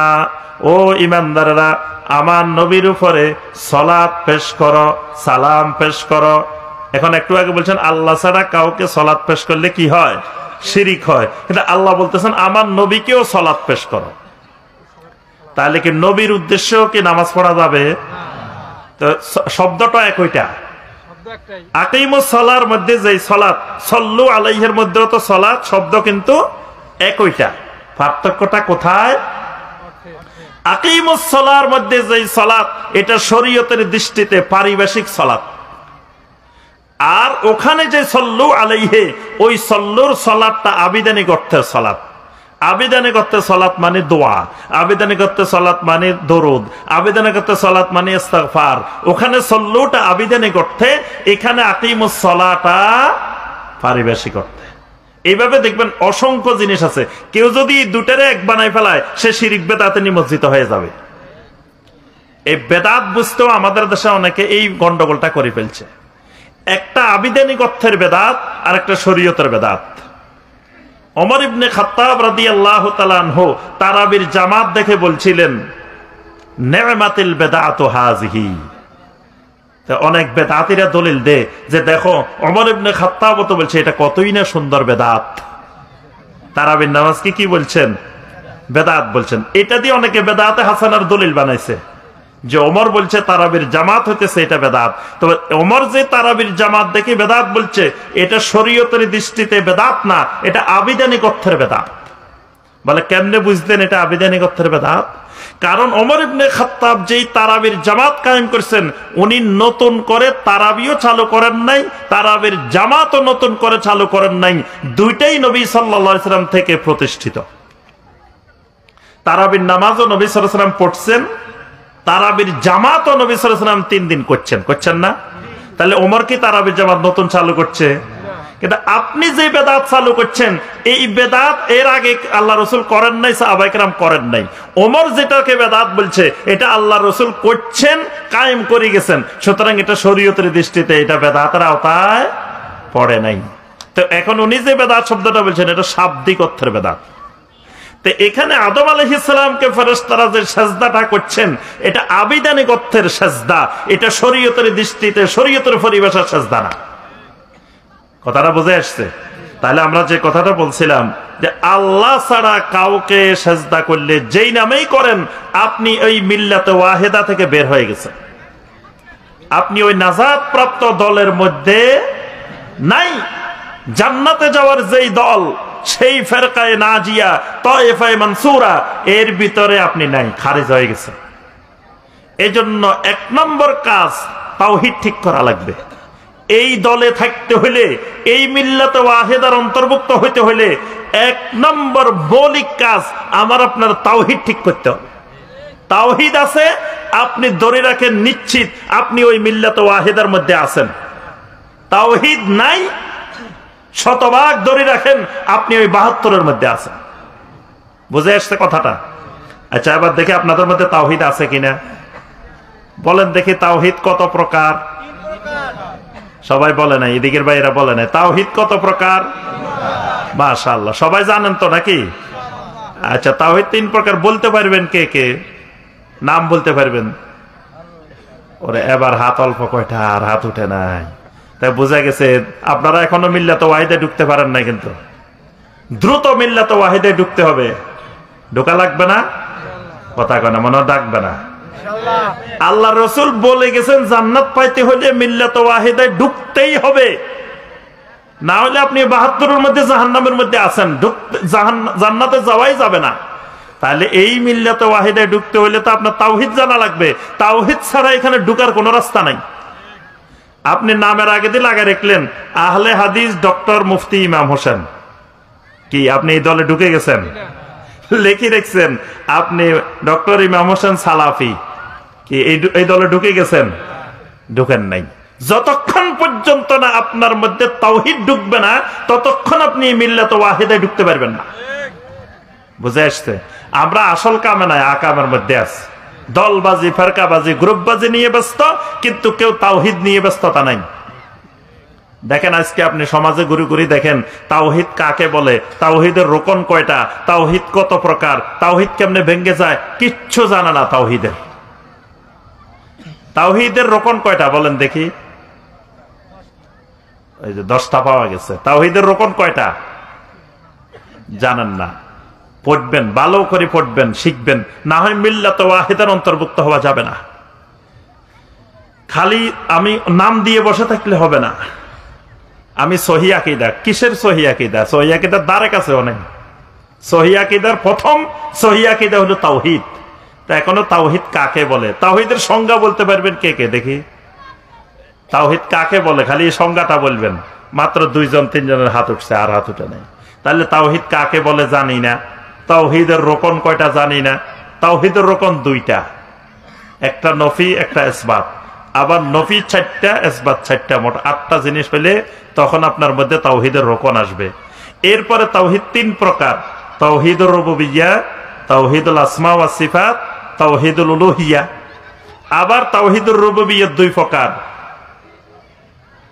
তাওহীদুর রুবুবিয়্যা আবার 2 প্রকার: ইফরাদুল্লাহ তাআলা বিল খালক, ইফরাদুল্লাহ তাআলা বিল আমর। ইফরাদুল্লাহ তাআলা বিল আমর আবার 2 প্রকার: আমরে কাউনি, আমরে শরঈ। আবার তাওহীদুল আসমা ওয়াস সিফাতের নীতিমালা আছে। তাওহীদুল উলুহিয়্যা 3 প্রকার: তাওহীদুল মুহাব্বা, তাওহীদুত তাআ, তাওহীদুন নুসুক। আবার এইগুলারও আবার প্রকারভেদ আছে। এগুলা কইলে তো মাথা ঘুরে যাইব। যেখানে প্রাইমারি স্কুলের এডুকেশন নাই, তো এটা তো হইলো ইউনিভার্সিটির এডুকেশন। এবার তো মাথা একবারে ঘুরে যাবে। আমরা ওইদিকে গেলাম না। তবে প্রথম কথা হইলো আপনাকে আমাকে অবশ্যই মিল্লাত ওয়াহিদার অন্তর্ভুক্ত হইতে হইলে, জান্নাতে যেতে চাইলে তাওহীদ জানতেই হবে, তাওহীদ শিখতেই হবে, তাওহীদ মানতেই হবে। এর বিকল্প কোনো রাস্তা খোলা নাই। যতই আশা করি বসে থাকেন কালেমা নিয়ে জান্নাতে চলে যাবেন। আল্লাহ পাক সূরা মুহাম্মদের 19 নম্বর আয়াতে বলছেন, ফাআলাম আন্নাহু লা ইলাহা ইল্লাল্লাহ। এসএসসি পাস করা ফরজ না, ইন্টারমিডিয়েট পাস করা ফরজ না, ডক্টরেট করা ফরজ না, কোন দুনিয়াবি সার্টিফিকেট আপনার আমার জন্য ফরজ না। কিন্তু লা ইলাহা ইল্লাল্লাহর ইলম, লা ইলাহা ইল্লাল্লাহর জ্ঞান প্রত্যেকটি মানুষের উপরে ফরজে আইন। কারণ লা ইলাহা ইল্লাল্লাহ ছাড়া আপনি জান্নাতে ঢুকতেই পারবেন না। এটা জান্নাতের চাবি। চাবি না হইলে ঢুকবেন কেমনে জান্নাতে? চাবিয়ে নাই, চলে গেছেন তালা মারা জান্নাতের মধ্যে। আবার চাবিও খালি চাবি নিয়ে গেলে হবে না। হাসান আল বসরি রাহমাহুল্লাহ বলেন, তালার চাবির মূল কারিশমা হলো দাঁতের মধ্যে দাঁত। একই কোম্পানির তালা চাবি, একটার মধ্যে আরেকটা ঢুকাইলে খুলবে না। তাহলে পার্থক্যটা কোথায়? তালার ভিতরে যেই দাঁত, চাবির দাঁতের সাথে ওই দাঁতের মিলতে হবে। জান্নাতের ভিতরে যেই তালা লাগানো, ওই তালার যেই দাঁত, ওই দাঁতের সাথে আপনার লা ইলাহা ইল্লাল্লাহর চাবির দাঁতের মিল থাকতে হবে। এজন্য খালি লা ইলাহা ইল্লাল্লাহ বললেও জান্নাত হয়ে যাবে না। তাহলে 1 নম্বর, ওই মিল্লাত ওয়াহিদার জান্নাতি দলের অন্তর্ভুক্ত হইতে হলে কি লাগবে? কথা বলে না, কি লাগবে? তাওহীদ। তাহলে 1 নম্বর মূলনীতি মনে থাকবে, লা মা'বুদা বিহাক্কিন ইল্লাল্লাহ। এটা হলো 1 নম্বর মূলনীতি। এবার আসেন 2 নম্বর মূলনীতি। 2 নম্বর মূলনীতি হলো লা ইবাদাতা ইল্লা বিতরিকাতি রাসূলিল্লাহি সাল্লাল্লাহু আলাইহি ওয়াসাল্লাম। এটা দুই নম্বর মূলনীতি। আমি আল্লাহ রাব্বুল আলামিনের এমন কোন ইবাদত করব না যেই ইবাদত আল্লাহ রাসূলের তরিকায় নাই। রাসূলের তরিকার বাহিরে আমি কোন ইবাদত করব না। রাসূলের তরিকার বাহিরে যত ইবাদত করবেন কিয়ামতের ময়দানে একটা ইবাদতও আমলনামায় পাওয়া যাবে না। আপনি খামাখা কষ্ট করবেন, বেহুদা দুনিয়াতে কষ্ট করতেছেন, কিন্তু একটা আমল কিয়ামতের ময়দানে আমলনামার মধ্যে পাওয়া যাবে না। এই কথাটা আল্লাহ রাব্বুল আলামিন কোরআনে কারিমে অনেক জায়গায় বলছেন, ওয়া কাদিমনা ইলা মা আমিলু মিন আমালিন ফাজআলনাহু হাবাআম মানসুরা। আল্লাহ রাব্বুল আলামিন বলেন কিয়ামতের ময়দানে মানুষদেরকে আমার সামনে কত মানুষ আমল নিয়ে আমি হাজির করব, খালি আমল, খালি আমল, খালি আমল, আমলের অভাব নাই। কিন্তু কিছুক্ষণ পরে দেখা যাবে ফাজআলনাহু হাবাআম মানসুরা, বিক্ষিপ্ত ধুলি কণার ন্যায় সবগুলো আমল বাতাসে উড়ায় নিয়ে যাবে। আমলনামা খালি হয়ে গেছে। একটু আগে আমলনামা আমলে ভর্তি, একটু পরে আমলনামা খালি, কিছুই নেই। এই আমলগুলো কোথায় চলে গেল? যখন আমরা রাত্রিবেলায় মাছ ধরতে যাই, সাথে করে কি নিয়ে যাই? খলি নিয়ে যাই। এখন খলির নিচে দিয়ে বাঙ্গা, সারা রাত মাছ ধরছেন, ধরছেন আর রাখছেন, ধরছেন আর রাখছেন, বাড়িতে এসে দেখতেছেন একটা মাছও নাই। তা মাছগুলা কই গেছে? খলির নিচে দিয়ে চলে গেছে। খলির নিচে দিয়ে বাঙ্গা ছিল। তাহলে খলি নেওয়ার আগে দেখতে হবে খলির নিচে তলা ঠিক আছে কিনা। তলা যদি বাঙ্গা থাকে সারা রাত মাছ ধরলেও চলে যাব। এখন ইবাদত করার আগে আমাকে আপনাকে দেখতে হবে এই ইবাদতটা যে আমি করতেছি এটা আমার রাসূলের তরিকায় হচ্ছে কিনা। রাসূলের তরিকায় যদি আমার ইবাদতটা না হয়, এই ইবাদত আল্লাহ রাব্বুল আলামিনের কাছে কবুল হবে না। আমি যে দরুদ পড়তেছি, দরুদের তরিকাটা আমার রাসূলের তরিকায় হচ্ছে কিনা। দরুদ কি ইনফিরাদি ইবাদত না জামাতবদ্ধ ইবাদত? বলেন দেখি। ইনফিরাদি আর জামাত বুঝছেন? মানে দরুদ কি একা একা পড়ার ইবাদত না সবাইকে নিয়ে জামাতে পড়ার ইবাদত? ইবাদত গুলো কিন্তু দুই রকমের আছে। একটা ইবাদত একা একা করা লাগে, আর একটা ইবাদত জামাতে করা লাগে। ফজরের নামাজ 4 রাকাত, 2 রাকাত সুন্নাত, 2 রাকাত ফরজ। 2 রাকাত পড়তে হয় একা একা, 2 রাকাত পড়তে হয় জামাতে। ইমাম সাহেব যদি বলে 2 রাকাত সুন্নাত একা একা পড়বেন কেন, আসেন সবাই আগে 2 রাকাত সুন্নাত জামাতে পড়ি, তারপরে 2 রাকাত ফরজ জামাতে পড়ি। জামাতে পড়লে সওয়াব বেশি, ফজিলত বেশি। পড়া যাবে না? অসুবিধা কি? জামাতে পড়া কি খারাপ কাজ? 2 রাকাত সুন্নাত মসজিদে আসে এসে সবাই আলাদা আলাদা পড়তেছে। ইমাম সাহেবকে মিয়া সবাই এইভাবে আলাদা আলাদা পড়তেছেন কেন? আসেন আমিও সুন্নাত পড়বো, আপনারাও পড়তেছেন, আগে 2 রাকাত সুন্নাত জামাত করি ফেলি, তারপরে ফরজের জামাত হইব। কি করা যাবে? যাবে না। কারণ কি? আমার রাসূলের তরিকা হলো কিছু ইবাদত একা একা করা লাগবে, কিছু ইবাদত জামাতে করা লাগবে। একা একাটারে জামাতে করা যাবে না, জামাতেরটারে একা একা করা যাবে না। এইভাবে সব ইবাদত, খালি নামাজ না, প্রত্যেকটা ইবাদত। তাহলে দরুদ, দরুদ নবী সাল্লাল্লাহু আলাইহি ওয়াসাল্লামের উপরে দরুদ পড়বেন। দরুদ কি একা একা ইবাদত না জামাতবদ্ধ ইবাদত? একা একা ইবাদত। মনে রাখবেন দরুদ কি ইবাদত? একা একা ইবাদত, ইনফিরাদি ইবাদত। এখন যদি আমরা সবাই মিলে পড়ি আল্লাহুম্মা সাল্লি আলা, সবাই সমস্বরে পড়েন, মহব্বতে পড়েন, তারপরে একবারে খুব কবিতা গায়ে গায়ে, গান গায়ে গায়ে যদি পড়েন, এই ইবাদত জামাতবদ্ধ ইবাদত। তখন হয়ে গেছে এটা কি? সবাই মিলে পড়তেছেন বালাগাল উলা বিকামালিহি, এটা কি হয়ে গেছে? জামাতবদ্ধ ইবাদত হয়ে গেছে। দরুদ জামাতবদ্ধ পড়া যায় না, এটা একা একা পড়া লাগবে। জামাতবদ্ধ পড়লেই এটা বেদাতে পরিণত হবে। সারা জীবন আপনি এই দরুদ পড়বেন, আমলনামার মধ্যে কিয়ামতের ময়দানে কিচ্ছু পাওয়া যাবে না। দ্বিতীয়ত যখন আপনি এই বেদাতি ইবাদত চালু করবেন, রাসূলের তরিকা বাদ দিয়ে অন্যের তরিকায় ইবাদত শুরু করবেন, তখন আপনি কালেমা অস্বীকার করলেন, কালেমা থেকে সরে গেছেন। যখন রাসূলের তরিকা বাদ দিয়ে অন্যের তরিকায় ইবাদত শুরু করছেন, তার অর্থ হলো আপনি রাসূলের উপরে ঈমান থেকে দূরে সরে গেছেন, কালেমার উপরে নাই। অনেকে কয় এরা কালেমা মানে না, ওরা কালেমা মানে, যে বেদাতি সে কালেমা মানে না।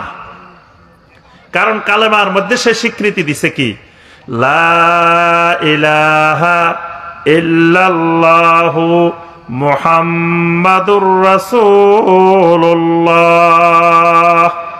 সাল্লাল্লাহু আলাইহি ওয়াসাল্লাম।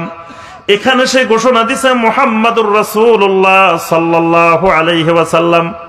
অর্থাৎ আমি যে আগে বলছি লা ইলাহা ইল্লাল্লাহ, লা ইলাহা ইল্লাল্লাহর অর্থ হলো লা না'বুদা ইল্লাল্লাহ, আমি আল্লাহ ছাড়া কারো ইবাদত করব না।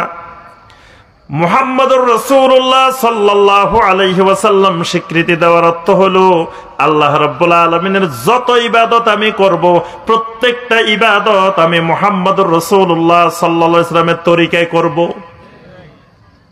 তাহলে আপনি সালাত আদায় করবেন কার তরিকায়? সালাত আদায় করবো কার তরিকায়? একমাত্র আল্লাহ রাসূলের তরিকা। খালি রাসূলের তরিকা বললে হবে না, রাসূলের তরিকায় বললে বেদাত ঢুকে পড়বো। কিছু রাসূলের তরিকায় করবেন, কিছু চিশতিয়া তরিকায় করবেন, কিছু কাদেরিয়া তরিকায় করবেন, কিছু নকশবন্দিয়া করবেন, কিছু সোহরাওয়ার্দিয়া করবেন, কইবেন যে এটা আমাদের এই তরিকার, এটা এই তরিকার। কোন তরিকার ইবাদত নাই, একমাত্র ইবাদত তরিকায়ে মুহাম্মদুর রাসূলুল্লাহ সাল্লাল্লাহু আলাইহি ওয়াসাল্লামের। সাহাবায়ে কেরাম তাদের আমলে ছিল না চিশতিয়া, তাদের আমলে ছিল না নকশবন্দিয়া, তাদের আমলে ছিল না মুজাদ্দিদিয়া, তাদের আমলে ছিল না কাদেরিয়া। একমাত্র তরিকা ছিল তরিকায়ে মুহাম্মদুর রাসূলুল্লাহ সাল্লাল্লাহু আলাইহি ওয়াসাল্লাম। তাহলে আপনি যদি মা আনা আলাইহি ওয়া আসহাবির উপরে থাকতে চান, তাহলে অবশ্যই আপনাকে রাসূলুল্লাহ সাল্লাল্লাহু আলাইহি ওয়াসাল্লামের তরিকায়, সাহাবায়ে কেরামের তরিকায় ইবাদত করা লাগবে। যদি এই তরিকা থেকে বাহির হয়ে যান, আপনি ওই মিল্লাতে ওয়াহিদার উপরে নাই। এবার আপনি ক্যালকুলেশন করে বলেন বাসাত যাই যে আমি কি ওই জান্নাতি দলটার মধ্যে আছি নাকি নাই। আপনাকে আমরা বলবো না যে আপনি আমাদের হামজা মসজিদের সাথে চলে আসেন, আপনি আমাদের ইটার সাথে আসেন, আমাদের দলে আসেন। আপনি নিজে ক্যালকুলেশন করেন যে আমি কি মা আনা আলাইহি ওয়া আসহাবের মধ্যে আছি কি নাই। আপনার যে ইবাদতগুলো আমলগুলো করে বেড়াইতেছেন, এই আমলগুলো আল্লাহ রাসূলের সাহাবীরা করছে কিনা দেখেন, এই পদ্ধতিতে করছেন কিনা। আপনি জিকির করবেন, এই জিকিরের ইবাদত, জিকির একটা গুরুত্বপূর্ণ ইবাদত। কার তরিকায় জিকির হবে? কার তরিকায় জিকির হবে? কথা কয় না। জিকির হবে কার তরিকায়? একমাত্র রাসূলুল্লাহ সাল্লাল্লাহু আলাইহি ওয়াসাল্লামের তরিকায়। তা আল্লাহ রাসূল সাল্লাল্লাহু আলাইহি ওয়াসাল্লামের তরিকার মধ্যে কি নাচানাচি জিকির আছে, লাফালাফি জিকির আছে? তারপরে সাহাবায়ে কেরামের জিকিরের মধ্যে বাঁশ ধরে ধরে উপরে উঠে যাওয়ার জিকির আছে, লাফ মারি স্টেজে উঠে যাওয়ার জিকির আছে। তাহলে বোঝা গেল এই তরিকার জিকির রাসূলুল্লাহ সাল্লাল্লাহু আলাইহি ওয়াসাল্লামের তরিকার জিকির। গান গেয়ে গেয়ে জিকির করা, এই বাবার নামে জিকির করা, অমুকের নামে জিকির করা, এই জাতীয় জিকিরের কোন পদ্ধতি আল্লাহ রাসূল সাল্লাল্লাহু আলাইহি ওয়াসাল্লাম এবং সাহাবায়ে কেরাম করেন নাই। তাহলে মনে থাকবে 2 নম্বর মূলনীতি কি বলছি, সমস্ত ইবাদত একমাত্র রাসূলুল্লাহ সাল্লাল্লাহু আলাইহি ওয়াসাল্লামের তরিকায় করা লাগবে। তাহলে আপনি মা আনা আলাইহি ওয়া আসহাবের মধ্যে আছেন, ওই জান্নাতি দলের মধ্যে আছেন। 3 নম্বর মূলনীতি, লা তাআতা মুতলাকা ইল্লা লিল্লাহি ওয়া লিরাসূলিহি সাল্লাল্লাহু আলাইহি ওয়াসাল্লাম। আল্লাহ রাব্বুল আলামিন এবং আল্লাহর রাসূল সাল্লাল্লাহু আলাইহি ওয়াসাল্লাম ছাড়া আর কারো নিঃশর্ত আনুগত্য করা যাবে না। এটা 3 নম্বর মূলনীতি। আনুগত্য করতে হবে কার? আল্লাহরও করতে হবে, আল্লাহ রাসূলেরও করতে হবে, উলিল আমরেরও করতে হবে। কয়জনের করতে হবে? এবার কয় না, বলেন যে 3 জনের। কয়জনের করতে হবে? না, আনুগত্য করতে হবে 3 জনের। ইয়া আইয়ুহাল্লাযীনা আমানু আতিউল্লাহা ওয়া আতিউর রাসূলা ওয়া উলিল আমরি মিনকুম। ও ঈমানওয়ালারা, আল্লাহ পাক কাদেরকে ডাকছেন? হয় নাই, উত্তর হয় নাই। আল্লাহ পাক আমাদেরকে ডাকছেন। আপনারা ঈমানদার না? যদি বলেন ঈমানদারদেরকে, মানে এখানে যারা আছে আমাদেরকে না, ওই যে বাইরে যারা আছে এদেরকে ডাকছে। সবসময় কোরআনে যত জায়গায় আল্লাহ বলবেন ইয়া আইয়ুহাল্লাযীনা আমানু, আপনি বলবেন আমার আল্লাহ আমাকে ডাক দিছেন, আমি তো আমান, আগে আমার জন্য তারপরে বাকি অন্যদের জন্য। যত জায়গায় আল্লাহ রাব্বুল আলামিন বলবেন ইয়া আইয়ুহান নাস, বলবেন আমার আল্লাহ আমাকে ডাক দিছেন।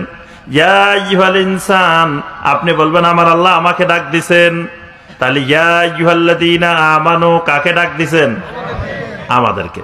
আমাদেরকে ডেকে আল্লাহ বলছেন আতিউল্লাহ, আনুগত্য করো কার? আল্লাহর। ওয়া আতিউর রাসূল, আনুগত্য করো কার? ওয়া উলিল আমরি মিনকুম, আনুগত্য করো কার? তোমাদের মধ্যে যারা উলিল আমর। উলিল আমর কারা? আল উলামা ওয়াল উমারা। উলিল আমর হলো আল উলামা ওয়াল উমারা, মানে উম্মতের যারা আলেম, উম্মতের যারা আমির, শাসক, এদেরকে কোরআনের ভাষায় বলা হয় কি? উলিল আমর। তাহলে আনুগত্য করতে বলছেন আল্লাহ তিনজনের, কিন্তু আনুগত্যটা দুই রকমের। এক আনুগত্যকে বলে তাআতুম মুতলাকা, আর এক আনুগত্যকে বলে তাআতে মুকাইয়াদা। একটার নাম মুতলাকা আর একটার নাম মুকাইয়াদা। মুতলাকা মানে নিঃশর্ত, আর মুকাইয়াদা মানে শর্তযুক্ত। অনেক সময় বলে না যে শর্তহীন আমরা সংলাপ চাই, শর্তহীন মুক্তি চাই, বলে না নিঃশর্ত মুক্তি চাই। আল্লাহ এবং আল্লাহর রাসূলের আনুগত্যটা হবে নিঃশর্ত, বাকি সবার আনুগত্য হবে শর্তযুক্ত। এই জায়গায় প্যাঁচ লাগাই ফেললে আপনি ওই মিল্লাত ওয়াহিদা থেকে বাইরে যাবেন, জান্নাতি দল থেকে বাইরে যাবেন। তাহলে আল্লাহ এবং আল্লাহর রাসূলের আনুগত্য করতে হবে নিঃশর্ত। আল্লাহ রাব্বুল আলামিন বলছেন কোরআনে কারিমে, আমার বুঝে আসুক আর না আসুক, ভালো লাগুক আর না লাগুক, আমাকে মানা লাগবেই। আল্লাহর রাসূল সাল্লাল্লাহু আলাইহি ওয়াসাল্লামের কোন সহিহ হাদিসে পাওয়া গেছে আমার মাযহাবে থাকুক আর না থাকুক, আমার কাছে ভালো লাগুক আর না লাগুক, আমার রাসূলের সহিহ হাদিসে আছে, নিঃশর্তভাবে এটা মেনে নিতে হবে আমাকে। আল্লাহ রাসূলের হাদিসে রাপুল এদেনের হাদিস নাই, 4 শতাধিক সহিহ হাদিস আছে। তাহলে কেউ যদি আল্লাহ রাসূলের এই হাদিসগুলো নিয়ে ব্যঙ্গ করে, কয় এরা খালি হাত মারে, এরা হাত নাচায়, এরকম কয় না, ঈমান ভেঙে যাবে। এটা ঈমান ভঙ্গের গুরুত্বপূর্ণ কারণ। আল্লাহ রাসূলের হাদিস নিয়ে ঠাট্টা করার, বিদ্রূপ করার অধিকার আল্লাহ রাব্বুল আলামিন কাউকে দেন নাই। তুমি করো না, তোমার কাছে ভালো লাগে না, তুমি চুপ করে থাকো, কিন্তু যারা হাদিসের উপরে আমল করে তাদেরকে নিয়ে ঠাট্টা করা রাসূলের হাদিস নিয়ে ঠাট্টা করার শামিল। এজন্য এটা ঈমান ভঙ্গের কারণ। আল্লাহ পাক স্পষ্ট বলে দিবেন, কুল আবিল্লাহি ওয়া আয়াতিহি ওয়া রাসূলিহি কুনতুম তাস্তাহজিউন লা তা'তাদিরু কাদ কাফারতুম বা'দা ঈমানিকুম। আল্লাহকে নিয়ে, আল্লাহর আয়াত নিয়ে, আল্লাহর রাসূল নিয়ে ঠাট্টা বিদ্রূপ করবা, কোনো ওজর আপত্তি নাই। কাদ কাফারতুম বা'দা ঈমানিকুম, ঈমান আনার পরে তোমরা কাফের হয়ে গেছো। ঈমান আনার পরে ডাইরেক্ট কাফের যদি আল্লাহ রাসূলের কোন হাদিস নিয়ে তুমি ঠাট্টা বিদ্রূপ মশকরা করো। ফায়ের সাথে পা মিলানোর হাদিস আছে কি নাই? যদি ফায়ের সাথে পা মিলানো নিয়ে আপনি মঞ্চের মধ্যে ঠাট্টা বিদ্রূপ করেন, যত বড় মুফতি হন, আপনার ঈমান ভেঙে গেছে, ঈমান নাই, ঈমান ভেঙে যাবে। তাহলে ওই মিল্লাত ওয়াহিদার অন্তর্ভুক্ত হইতে হলে আল্লাহ এবং আল্লাহ রাসূলের নিঃশর্ত আনুগত্য করতে হবে। কোরআনে আর সহিহ হাদিসে যেটা পাইবেন, এই ব্যাপারে আপনি কারোর জিজ্ঞাসা করার অধিকার নাই। হাদিসে পাইলেন আল্লাহ রাসূল সাল্লাল্লাহু আলাইহি ওয়াসাল্লাম বলতেছেন, ও আমার উম্মতরা, কাসসুশ শাওয়ারিব ওয়া আফুল লিহা, আমার উম্মত গোপগুলাকে ছোট করো, দাড়িগুলাকে লম্বা করো। হাদিসে আছে না, সহিহ হাদিস। আপনি বাড়িতে গেলেন, বাড়িতে যে বরে জিজ্ঞেস করলেন যে আরে আল্লাহ রাসূল কইতেছে দাড়ি লম্বা করতে, আমি দাড়ি লম্বা করবো কিনা? কারে জিজ্ঞেস করছেন? বরে জিজ্ঞেস করছেন। আপনার ঈমান ভেঙে গেছে, আপনার ঈমান ভেঙে গেছে। কারণ আল্লাহর রাসূলের নির্দেশ পাওয়ার পরে বউয়ের পারমিশনের অপেক্ষা করতেছেন, আপনার ঈমান নেই। কারণ কি? আল্লাহ এবং আল্লাহ রাসূলের নির্দেশ পাওয়ার পরে আর পৃথিবীর কারো পারমিশনের প্রয়োজন হয় না। এখন আপনি পারমিশন নিতে গেছেন, দাড়ি রাখে না, কি ব্যাপার ভাই দাড়ি রাখেন না কেন? আপনার ভাবি অনুমতি দেয় না। ভাবি অনুমতি দেওয়ার কে? ভাবির অনুমতির অপেক্ষায় থাকবে আল্লাহ এবং রাসূলের নির্দেশ। তারপরে ভাই এটা তো সহিহ হাদিসে আছে, আমার মাযহাবের নাই, তো রাসূলের হাদিস, এটা কি তোমার মাযহাবের অনুমতির অপেক্ষায় থাকবে? তোমার মাযহাব পারমিশন দিলে রাসূলের হাদিস মানা যাবে, মাযহাব পারমিশন না দিলে মানা যাবে না। কে রাসূলের হাদিস কি কোনো মাযহাবের উপরে নির্ভরশীল, কোন ব্যক্তির উপরে নির্ভরশীল, কোন মুফতির উপরে নির্ভরশীল? কখনো না। আল্লাহ রাসূল সাল্লাল্লাহু আলাইহি ওয়াসাল্লামের সহিহ হাদিসে পাওয়া গেছে নিঃশর্তভাবে মেনে নিতে হবে। আপনি হানাফি হন, শাফি হন, মালিকি হন, কোনো অসুবিধা নেই, কিন্তু আল্লাহ এবং আল্লাহ রাসূলের নির্দেশ নিঃশর্তভাবে মানতে হবে। এর বাহিরে যতজন আছে সবার নির্দেশকে আপনি আল্লাহ এবং রাসূলের নির্দেশের কাছে আনি ওজন করতে হবে, যাচাই করতে হবে, সেটা যত বড় ব্যক্তি হোক। ওমর ইবনে খাত্তাব রাদিয়াল্লাহু তাআলা আনহু জান্নাতি সাহাবী, আমিরুল মুমিনিন, নবী সাল্লাল্লাহু আলাইহি ওয়াসাল্লাম যাদের নাম ধরে ধরে বলছেন আবু বকর ফিল জান্নাহ, ওমর ফিল জান্নাহ, নাম ধরে ধরে বলছেন না? ওমর জান্নাতি সাহাবী, ওমর আমিরুল মুমিনিন, ওমর রাদিয়াল্লাহু তাআলা আনহু বিজ্ঞ একজন সাহাবী, নবী সাল্লাল্লাহু আলাইহি ওয়াসাল্লামের অসংখ্য হাদিস তিনি সংরক্ষণ করেছেন। ওই রকম সাহাবীও যখন মসজিদে নববীতে খুতবা দিবেন, ওই খুতবাকে, ওই কথাকেও সাহাবায়ে কেরাম নিঃশর্তভাবে মেনে নেন নাই। ওমরের কথাও কিন্তু নিঃশর্তভাবে সাহাবীরা মেনে নেন নাই। কি করছেন? ওমর রাদিয়াল্লাহু তাআলা আনহুর কথাটাকে কোরআন হাদিস দিয়ে যাচাই করে তারপরে মানছেন। ওমর রাদিয়াল্লাহু তাআলা আনহু বক্তব্য দিচ্ছেন মোহরের ব্যাপারে, আপনারা মোহর বেশি বেশি ধরতেছেন, আমরা রাসূলের যুগে মোহর ধরতাম কম, এখন আপনারা দেখতেছি আমরা 400 দিরহামের বেশি কোনোদিন মোহর ধরি নাই, আপনারা দেখি এখন অনেক মোহর ধরতেছেন। এই মোহরের ব্যাপারে সীমা লঙ্ঘন করিয়েন না, মোহর কমায় রাখেন। এক মহিলা সাহাবী উঠে আপত্তি করছে। মহিলা সাহাবী বলছে, আমি আল্লাহর কোরআনে পাইছি, আল্লাহ বলছেন ওয়াইনা তাইতুম ইহদাহুন্না কানতারান ফালা তাখুযু মিনহু শাইআ, তোমরা যদি তোমাদের স্ত্রীদেরকে রাশি রাশি সম্পদ দিয়ে দাও, যখন তোমার সাথে বিচ্ছেদ হবে ওই সম্পদটা তুমি কেড়ে নিও না। তো এখানে আল্লাহ বলছেন কানতারান, স্ত্রীকে রাশি রাশি সম্পদ। তাহলে স্বামী চাইলে রাশি রাশি সম্পদ দিয়ে দিতে, মোহর দিতে পারে। মহিলা কোরআনের আয়াত দিয়ে দলিল দিছে, হাদিস দিয়ে মহিলা দলিল দিছে। আমার রাসূল মোহরের কোন সীমারেখা নির্ধারণ করেন নাই। রাসূল যদি বলি যেতেন এতর উপরে কোনোদিন মোহর হবে না, এই কথা রাসূল কোন জায়গায় বলেন নাই।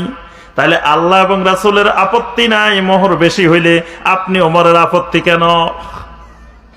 ওমরের মতো সাহাবী সারা পৃথিবীর সমস্ত ইমামদেরকে এক পাল্লা রাখলে, ওমর রাদিয়াল্লাহু তাআলা আনহুকে এক পাল্লা রাখলে কার ওজন বেশি? ওরে আল্লাহ, তুলনাই হয় না। কোথায় ওমর, কোথায় সারা পৃথিবীর বাকি মানুষ? সেই ওমর ইবনে খাত্তাব রাদিয়াল্লাহু তাআলা আরো নিশ্চিত একজন জান্নাতি মানুষ, যার ব্যাপারে নবী সাল্লাল্লাহু আলাইহি ওয়াসাল্লাম সার্টিফিকেট দিয়ে দিয়েছেন জান্নাতের। এইরকম মানুষে বলছে, সাধারণ একজন মহিলা সাহাবী উঠি কয় না আপনার এই কথা ঠিক হয় নাই। আজকের জামানায় যদি কয়, ইমাম আবু হানিফা রাহমাতুল্লাহ আলাইহির একটা কথা যদি কেউ কয় না ঠিক হয় নাই, কয় এই লোক ইসলাম থেকে বাইরে গেছে, এই লোক কাফের হয়ে গেছে, কয় হানাফি মাযহাবের ইমাম আবু হানিফার কথার ভুল ধরছে। আর এই মহিলাই ওমর ইবনে খাত্তাব রাদিয়াল্লাহু তাআলা আনহুর ভুল ধরছে। ওমর রাদিয়াল্লাহু তাআলা আনহু দেখেন, মহিলার দলিল ঠিক আছে, মহিলার আয়াতও ঠিক আছে, হাদিসও ঠিক আছে, মহিলার কথা ঠিক আছে। এখন ওমর কিন্তু বলেন নাই, মিয়া আমি কে বলছি চিনো আমারে? ওমর কি এই কথা বলছে? ওমর বলছে আল্লাহু আকবার, আল্লাহ, আল্লাহর দরবারে শুকরিয়া আদায় করলেন যে আল্লাহ, যে ওমরের মসজিদে এমন মুসল্লি সালাত আদায় করে যারা ওমরের চেয়ে বড় ফকিহ। সুবহানাল্লাহ, যে ওমরের চেয়ে বড় ফকিহ ওমরের পিছনে সালাত আদায় করে। এরপরে ওমর ঘোষণা দিবেন, আমি যে কথা বলছিলাম ওমরের এটা ভুল, ওই মহিলা যেটা বলছে এটাই সহিহ। সুবহানাল্লাহ, এটাকেই বলে তাআয়ে মুতলাকা, তাআয়ে মুকাইয়াদা, মানে আনুগত্য আল্লাহর এবং রাসূলের হবে নিঃশর্ত, আর অন্য সবার হবে শর্তযুক্ত। ওমর ইবনে খাত্তাব রাদিয়াল্লাহু তাআলা আনহু নবী সাল্লাল্লাহু আলাইহি সাল্লামের ওফাতের পরে দাঁড়ায় দাঁড়ায় বলতেছে, খবরদার, আমার রাসূল মারা যান নাই, আমার রাসূল মারা যান নাই, আমার রাসূল মারা যান নাই। কেউ যদি কয় আমার রাসূল মারা গেছে, একবারে গর্দান উড়াই ফেলবো। আমার রাসূল একটু বিশ্রামে আছে, অন্য জগতে আছেন, মারা যান নাই। আবু বকর রাদিয়াল্লাহু তাআলা এই কথা শুনি তিনি গেছেন রাসূলকে দেখতে। নবী সাল্লাল্লাহু আলাইহি সাল্লামকে দেখলেন, দেখে কপালে একটা চুম্বন দিলেন, দিয়ে আবু বকর রাদিয়াল্লাহু তাআলা নিশ্চিত হয়ে গেলেন আল্লাহ রাসূল সাল্লাল্লাহু আলাইহি ওয়াসাল্লাম মৃত্যুবরণ করছেন। আবু বকর রাদিয়াল্লাহু তাআলা বাহিরে এসে ঘোষণা দিলেন, ইন্না মুহাম্মাদান সাল্লাল্লাহু আলাইহি ওয়াসাল্লাম কাদ মাতা। ও সাহাবীরা শুনো, মুহাম্মদ সাল্লাল্লাহু আলাইহি ওয়াসাল্লাম মারা গেছেন, মুহাম্মদ সাল্লাল্লাহু আলাইহি ওয়াসাল্লাম মৃত্যুবরণ করেছেন। তোমরা যারা আল্লাহর ইবাদত করো, মনে রাখো আল্লাহ কখনো মৃত্যু নাই, আল্লাহ মারা যাবেন না। কিন্তু যারা মুহাম্মদ সাল্লাল্লাহু আলাইহি ওয়াসাল্লামের ইবাদত করো, তারা মনে রাখো মুহাম্মদ সাল্লাল্লাহু আলাইহি ওয়াসাল্লাম মারা গেছেন। অর্থাৎ আমরা মুহাম্মদ সাল্লাল্লাহু আলাইহি ওয়াসাল্লামের ইবাদত করি না সাহাবীরা, এজন্য মুহাম্মদ সাল্লাল্লাহু আলাইহি ওয়াসাল্লাম মারা গেলে আমাদের কোনো অসুবিধা নাই। আবু বকর ঘোষণা দিলেন, ইন্না মুহাম্মাদান সাল্লাল্লাহু আলাইহি ওয়াসাল্লাম কাদ মাতা, মুহাম্মদ সাল্লাল্লাহু আলাইহি ওয়াসাল্লাম মৃত্যুবরণ করছেন। এখন ওমর কইতেছে মারা যান নাই, আবু বকর ঘোষণা দিলেন কি মারা গেছেন। এক তালাপ হয়ে গেছে না, মত দুটা হয়ে গেছে। আবু বকর কি করছেন, খালি মারা গেছেন কই থামি থাকেন নাই, সাথে সাথে দলিলও দিছেন, ইন্নাকা মাইয়াতুন ওয়া ইন্নাহুম মাইয়াতুন। ও সাহাবীরা, আল্লাহ রাসূল তো ঘোষণা দিবেন ইন্নাকা মাইয়াতুন, অবশ্যই আপনি মাইয়াত, আল্লাহ আগে বলে দিবেন। ওয়া মা মুহাম্মাদুন ইল্লা রাসূল কাদ খালাত মিন ক্বাবলিহির রাসূল আফা ইম্মাতা আও কুতিলান কালাবতুম আলা আকাবিকুম। এই আয়াত তেলাওয়াত করা শুরু করলেন। ওমর দূরের থেকে দাঁড়ে দাঁড়ে শুনতেছে আবু বকর কি কয়। আবু বকর কথা বলি থামে নাই, আবু বকর কোরআনের কথা আয়াত তেলাওয়াত করা শুরু করছে। ওমর আস্তে আস্তে আস্তে আস্তে নরম হইতে হইতে মোমের মতো গলি বসে গেছে। কারণ ওমর যেটা বলছে এটা নিজের ইস্তেহাদ থেকে বলছে, এখন যেটা শুনছে এটা আল্লাহর কোরআন শুনছে। আল্লাহর কোরআনের সামনে ওমরের কোনো বক্তব্য নাই, ওমর চুপ হয়ে বসে গেছে। এটার নাম হলো তাআতে মুতলাকা, তাআতে মুকাইয়াদা। আল্লাহর কোরআনের আয়াত পাইলে, নবী সাল্লাল্লাহু আলাইহি ওয়াসাল্লামের কোনো সহিহ হাদিস পাইলে, সেখানে কোনো মুফতিগিরি চলে না, মুফতিগিরি স্টপ হয়ে যায়। কারণ সকল মুফতির সেরা মুফতি, মুফতিয়ে আজম, ইমামে আজম মুহাম্মদুর রাসূলুল্লাহ সাল্লাল্লাহু আলাইহি ওয়াসাল্লাম। দেখবেন তাফসীর ইবনে কাসিরের মধ্যে নবী সাল্লাল্লাহু আলাইহি ওয়াসাল্লামের কথা বলতে গিয়ে বলছেন হুয়াল ইমামুল আযম। আপনার সূরা আল ইসরার তাফসীরের শুরুতেই আছে যে ইমাম ইবনে কাসির বলছেন হুয়াল ইমামুল আযম, নবী সাল্লাল্লাহু আলাইহি ওয়াসাল্লাম হলেন ইমামে আযম। বর্তমানে মানুষেরা দুনিয়ার ইমামে আজম বানায় নিছে। আব্দুল কাদের জিলানীরে গাউসুল আজম বানায় নিছে। গাউসুল আজম হলেন কে? একমাত্র আল্লাহ রাব্বুল আলামিন। ইমামে আজম হলেন মুহাম্মদুর রাসূলুল্লাহ সাল্লাল্লাহু আলাইহি ওয়াসাল্লাম। মুফতিয়ে আজম মুহাম্মদুর রাসূলুল্লাহ সাল্লাল্লাহু আলাইহি ওয়াসাল্লাম। যেই মুফতির ফতোয়া পাইলে সকল ফতোয়া ক্যান্সেল। তাহলে নবী সাল্লাল্লাহু আলাইহি ওয়াসাল্লামের হাদিস পাওয়া গেলে নিঃশর্ত আনুগত্য করতে হবে, বাকি কারো নিঃশর্ত আনুগত্য করা।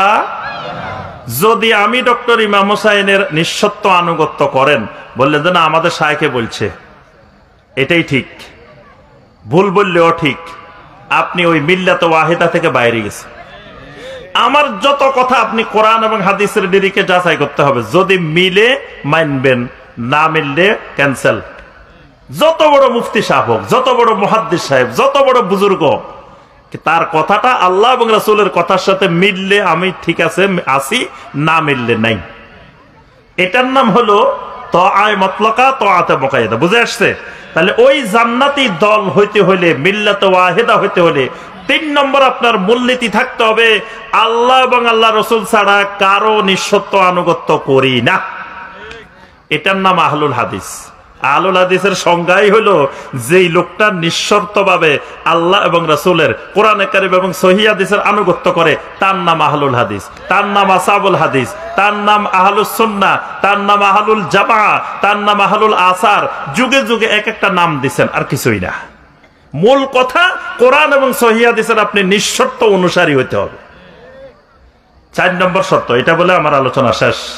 ৪ নম্বর শর্ত, লা ফাহমান সহিহান ইল্লা ফাহমাস সাহাবাতুল কিরাম রাদওয়ানুল্লাহি তাআলা আলাইহিম আজমাইন। সাহাবায়ে কেরামের বুঝ ছাড়া পৃথিবীর আর কারো মানুষের বুঝকে আমরা সহি বুঝ মনে করি না। ফাহাম, ফাহাম মানে কি? বুঝ। সাহাবায়ে কেরাম যেমনে কোরআন বুঝছেন, সাহাবায়ে কেরাম যেমনে হাদিস বুঝছেন, সাহাবায়ে কেরাম যেমনে আল্লাহর দ্বীনটাকে বুঝছেন, এই বুঝের বাহিরে আর কোন বুঝকে আমরা স্বীকৃতি দিই না। কথা বুঝে আসছে? সাহাবায়ে কেরাম কোরআনের আয়াতটা যেমনে বুঝছেন, আমাকে আপনাকে কিয়ামত পর্যন্ত ওইভাবেই বোঝা লাগবে, এর বাহিরে বোঝার কোনো সুযোগ নাই। নবী সাল্লাল্লাহু আলাইহি সাল্লামের হাদিসকে সাহাবায়ে কেরাম যেভাবে বুঝছেন, আমাকে আপনাকে ওই বুঝে বুঝতে হবে। নিজে স্বাধীনভাবে বুঝার কোনো এখতিয়ার নাই, কোরআন হাদিস স্বাধীনভাবে বুঝার কোনো এখতিয়ার নাই। কোরআন বুঝতে হবে সাহাবায়ে কেরামের বুঝে, হাদিস বুঝতে হবে সাহাবায়ে কেরামের বুঝে, আল্লাহর দ্বীন বুঝতে হবে সাহাবায়ে কেরামের বুঝে। যদি সাহাবায়ে কেরামের বুঝে আপনি বুঝেন, তাহলে মিল্লাত ওয়াহিদা। সাহাবায়ে কেরামের বুঝের বাহিরে নিজে বেশি বুঝছেন, নিজে বেশি পণ্ডিত, আপনি ওই ৭২ দলে। কথা বুঝে আসছে? এই জন্যই এখানে নবী সাল্লাল্লাহু আলাইহি ওয়াসাল্লাম যে সংজ্ঞাটা বলছেন, শুধু বলেন নাই যে মা আনা আলাইহে, আমি রাসূলের বুঝের মতো হইলে হবে, সাথে কি বলছেন? ওয়া আসহাবি, আমার সাহাবীদের মতো বুঝ হইতে হবে, সাহাবীদের আকীদা হইতে হবে, সাহাবীদের আমল হইতে হবে। তাহলে যদি সাহাবীদের মতো কোরআন বুঝেন, সাহাবীদের মতো হাদিস বুঝেন, সাহাবীদের মতো দ্বীন বুঝেন, সমস্ত শিরিক বিদআত একদিনে সব ফালাই যাবে। কারণ সাহাবায়ে কেরামের যুগটা শতভাগ শিরিক মুক্ত যুগ, বিদআত মুক্ত যুগ, তাওহীদের যুগ, সুন্নতের যুগ। সুতরাং আপনি সাহাবীর মতো যদি বুঝেন, সমস্ত শিরিক বিদআত একদিনে ফালাই যাবে। কিন্তু বর্তমানে মুসলিম উম্মার সমস্যা, সাহাবায়ে কেরামের বুঝের মতো দ্বীন বুঝে না, সাহাবায়ে কেরামের পাগল মনে করে।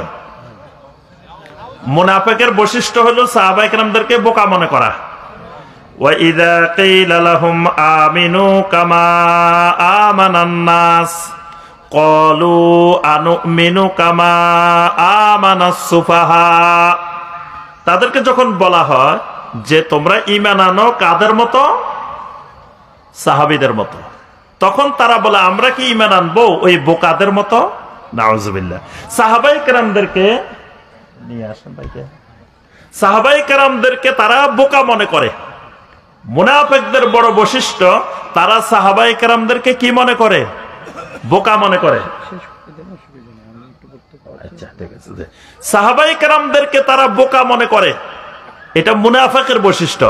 আজকে বাংলাদেশের অধিকাংশ মুসলমান সাহাবায়ে কেরামদেরকে বোকা মনে করে। এই যে একটু আগে আপনাদেরকে বলছি না যে ঈদে মিলাদুন নবীর দলিল দিচ্ছে, জিজ্ঞেস করছে যে এটা সাহাবীরা তো করে নাই। সাহাবীরা না করলে কি হয়েছে? সাহাবীরা করে নাই, কোরআনে আছে। তাহলে সাহাবায়ে কেরাম কোরআনে কারীম বুঝছে, সাহাবায়ে কেরাম আমল করে নাই, অথবা সাহাবায়ে কেরাম আয়াতটা বুঝে নাই, সে বুঝে গেছে। সাহাবায়ে কেরামদেরকে বোকা মনে করা এটা মুনাফিকের লক্ষণ। সাহাবায়ে কেরামরা কোরআনে কারীমের প্রতিটি আয়াত অক্ষরে অক্ষরে, শব্দে শব্দে বুঝছেন, মুখস্থ করছেন, লিখে রাখছেন, আমল করে এই কোরআনে কারীমকে আমাদের কাছে পৌঁছাইছেন। সাহাবায়ে কেরাম কোরআনের আয়াত নাজিল হইতে দেরি, সাহাবায়ে কেরামের আমল করতে দেরি হয়নি। আল্লাহ রাসূল সাল্লাল্লাহু আলাইহি ওয়াসাল্লাম বিশর ইবনে মুরুর সাহাবীর ঘরে দুপুর বেলায় দাওয়াত খাইতে গেছেন। দুপুর বেলায় জোহরের সালাতের ইমামতি করতেছেন, 2 রাকাত সালাত আদায় করছেন, আর 2 রাকাত এখনো বাকি। এমন সময় আল্লাহ রাব্বুল আলামিন আয়াতে কারিমা নাজিল করছেন, ফাওয়াল্লি ওয়াজহাকা শাতরাল মাসজিদিল হারাম। ওই 2 রাকাত সালাতের পরে, এই 2 রাকাতের আগে মাঝখানে ওই কিবলাকে পরিবর্তন করে মসজিদে হারামের দিকে ফিরে গেছেন। সুবহানাল্লাহ। আয়াত নাজিল হয়েছে, না অপেক্ষা করি এটা শেষ হোক, তারপরে আসরের থেকে শুরু করবো। সাহাবায়ে কেরাম এই কাজ করেন নাই, আল্লাহ রাসূল সাল্লাল্লাহু আলাইহি ওয়াসাল্লাম সাথে সাথে ফিরে গেছেন। বনু সালামার মসজিদে খবর গেল, বনু সালামার মসজিদের জামাত চলতেছে, সাহাবীরা রুকুর মধ্যে, রুকু অবস্থায়, রুকুর হালতে। এমন সময় একজন যায় চিৎকার করে বলতেছে, ওই ভাইয়েরা তোমরা কি শোনো না কিবলা পরিবর্তন হয়েছে? ফাওয়াল্লি ওয়াজহাকা শাতরাল মসজিদের হারাম ওয়া মিন হাইসু মা কুনতুম ফাওয়াল্লু ওয়াজহাকুম শাতরা। আয়াত তেলাওয়াত করে শুনাইছেন, সাহাবীরা রুকুর মধ্যে কিবলা পরিবর্তন করে ফেলছেন। সুবহানাল্লাহ। রুকু থেকে দাঁড়ানো পর্যন্ত অপেক্ষা করেন নাই, রুকুর মধ্যে পরিবর্তন হয়ে গেছে। সুবহানাল্লাহ। রাত্রি বেলায় সালাতুল ইশার পরে আয়াতে কারিমা নাজিল হয়েছে, পর্দার আয়াত, সূরা নূরের 31 নম্বর আয়াত। এই আয়াতে কারিমার মধ্যে আল্লাহ রাব্বুল আলামিন নারীদের জন্য 4টা পর্দা ফরজ করছেন। তন্মধ্যে 3টা পর্দা আগে থেকে জানা ছিল, একটা পর্দা নতুন। আল্লাহ রাব্বুল আলামিন 4 নম্বরটা বলছেন, ওয়ালিয়াদরিবনা বিখুমুরিহিন্না আলা জুয়ুবিহিন। নারীরা যেন তাদের বুকের উপরে আরেকটা বড় ওড়না পরিধান করে। এখন ওড়নাটা কেমন হবে? এটা লম্বা কতটুকু হবে, প্রস্থ কতটুকু হবে, কোন দিকে কতটুকু থাকবে, এটা কিন্তু কারো জানা নেই। আল্লাহ রাসূল সাল্লাল্লাহু আলাইহি ওয়াসাল্লাম আসার পরে তেলাওয়াত করে আয়াতটা শুনাই দিয়েছেন। সাহাবায়ে কেরাম বাড়িতে গিয়ে স্ত্রীদেরকে, মেয়েদেরকে ডেকে ডেকে আয়াতটা তেলাওয়াত করে শুনাই দিয়েছেন। শোনাই দেওয়ার পরে এখন প্রত্যেক ঘরে ঘরে, সাহাবায়ে কেরামের ঘরে ঘরে নারীরা বসে বসে চিন্তা করতেছে, আল্লাহ আমাদেরকে একটা ওড়না পরিধান করতে বলছেন। এখন রাত্রিবেলায় খবর পাইছি, আয়াত জানতে পারছি, এই আমল না করি যদি আমি ঘুমাই, রাত্রে যদি আমার মৃত্যু হয়, কিয়ামতের ময়দানে আল্লাহর সামনে আমাকে দাঁড়াইতে হবে। একটা আয়াত নাজিল হয়েছে, আমল করা হয় নাই। আল্লাহু আকবার। রাত্রিবেলায় মহিলারা কাপড় কেটে কেটে, যার মতে যে যেমনি ধারণা করছে, তাদের নিজেদের ধারণা অনুযায়ী কাপড় কেটে কেটে ওড়না বানায় ফেলছে। ওড়না বানাই, আয়াতের উপরে আমল করি, তারপরে ঘুমাইতে গেছে। সকাল বেলায় ফজরের নামাজের পরে আম্মা জান আয়েশা রাদিয়াল্লাহু তাআলার ঘরের সামনে লম্বা লাইন। সাহাবায়ে কেরাম জিজ্ঞেস করে, কি রে আজকে মহিলাদের এত লম্বা লাইন কেন? সবাই বলা বলি করতেছে, রাত্রে যে পর্দার আয়াত নাজিল হয়েছে, ওই ওড়নাটা কতটুকু লম্বা হবে, কতটুকু প্রস্থ হবে, কি রকম হবে, মহিলারা তো জানেন না। তারা নিজেদের ধারণা অনুযায়ী রাত্রে সবাই ওড়না বানায় ফেলছেন। এখন আম্মাজান আয়েশাকে দেখাইতে আসছেন, আম্মাজান আল্লাহ রাব্বুল আলামিন যে ওড়না চাইছেন, আমাদের ওড়নাটা ঠিক আছে কিনা। কারণ আল্লাহ রাসূল তো আম্মাজানকে বলে দিছেন ওড়নাটা কি রকম হবে। এই জন্য মহিলারা সবাই আসছে যে ওড়নাটা একটু দেখেন, আল্লাহ পাক যে ওড়না চাইছেন আমাদেরটা ঠিক আছে কিনা। তাহলে সাহাবায়ে কেরামরা এইভাবে আয়াত নাজিল হয়েছে, আমল করতে দেরি করেন নাই। মদের আয়াত নাজিল হয়েছে, মদ খাই ফেলছে, হাত ঢুকাই দিয়ে বমি করে বাহির করে ফেলছে। যার দোকানে কয়েক লক্ষ টাকার ওই জামানার মদ, সব সাথে সাথে ভেঙ্গে চুরমার করে ফেলছেন।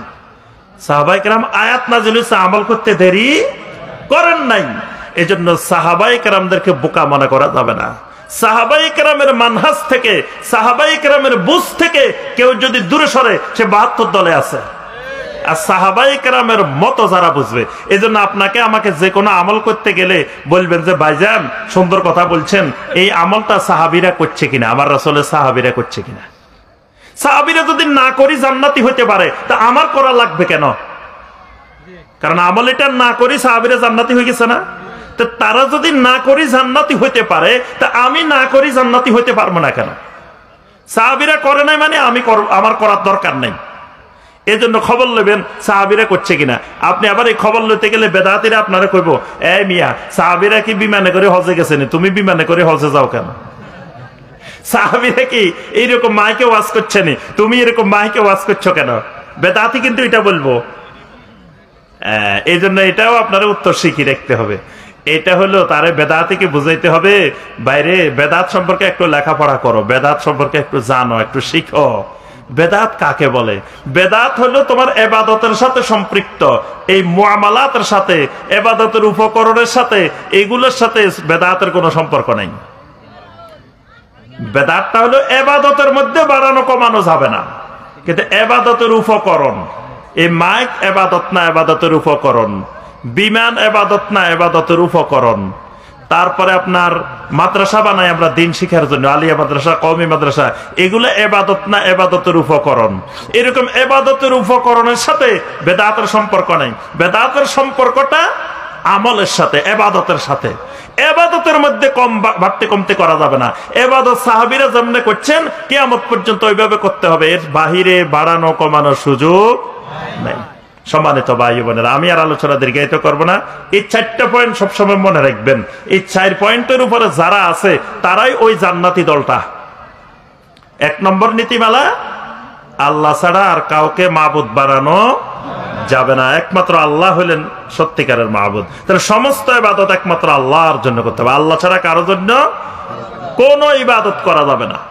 2 নম্বর, সকল ইবাদত নবী সাল্লাল্লাহু আলাইহি ওয়াসাল্লামের তরিকা করা লাগবে, এর বাহিরে অন্য কোন তরিকা ইবাদত করা যাবে না। 3 নম্বর, আল্লাহ এবং রাসূলের আনুগত্য নিঃশর্তভাবে করতে হবে, বাকি সবার আনুগত্য শর্তযুক্ত ভাবে করতে হবে, কারো অন্ধ আনুগত্য করা যাবে না। 4 নম্বর, দ্বীনটাকে বুঝতে হবে, কোরআনটাকে বুঝতে হবে, হাদিসটাকে বুঝতে হবে সাহাবায়ে কেরামের বুঝের আলোকে। তারা যেমন বুঝছেন ওইটাই একমাত্র সহি বুঝ, কারণ তারা সরাসরি রাসূল থেকে বুঝছেন, তাদের বুঝটাই সহি বুঝ।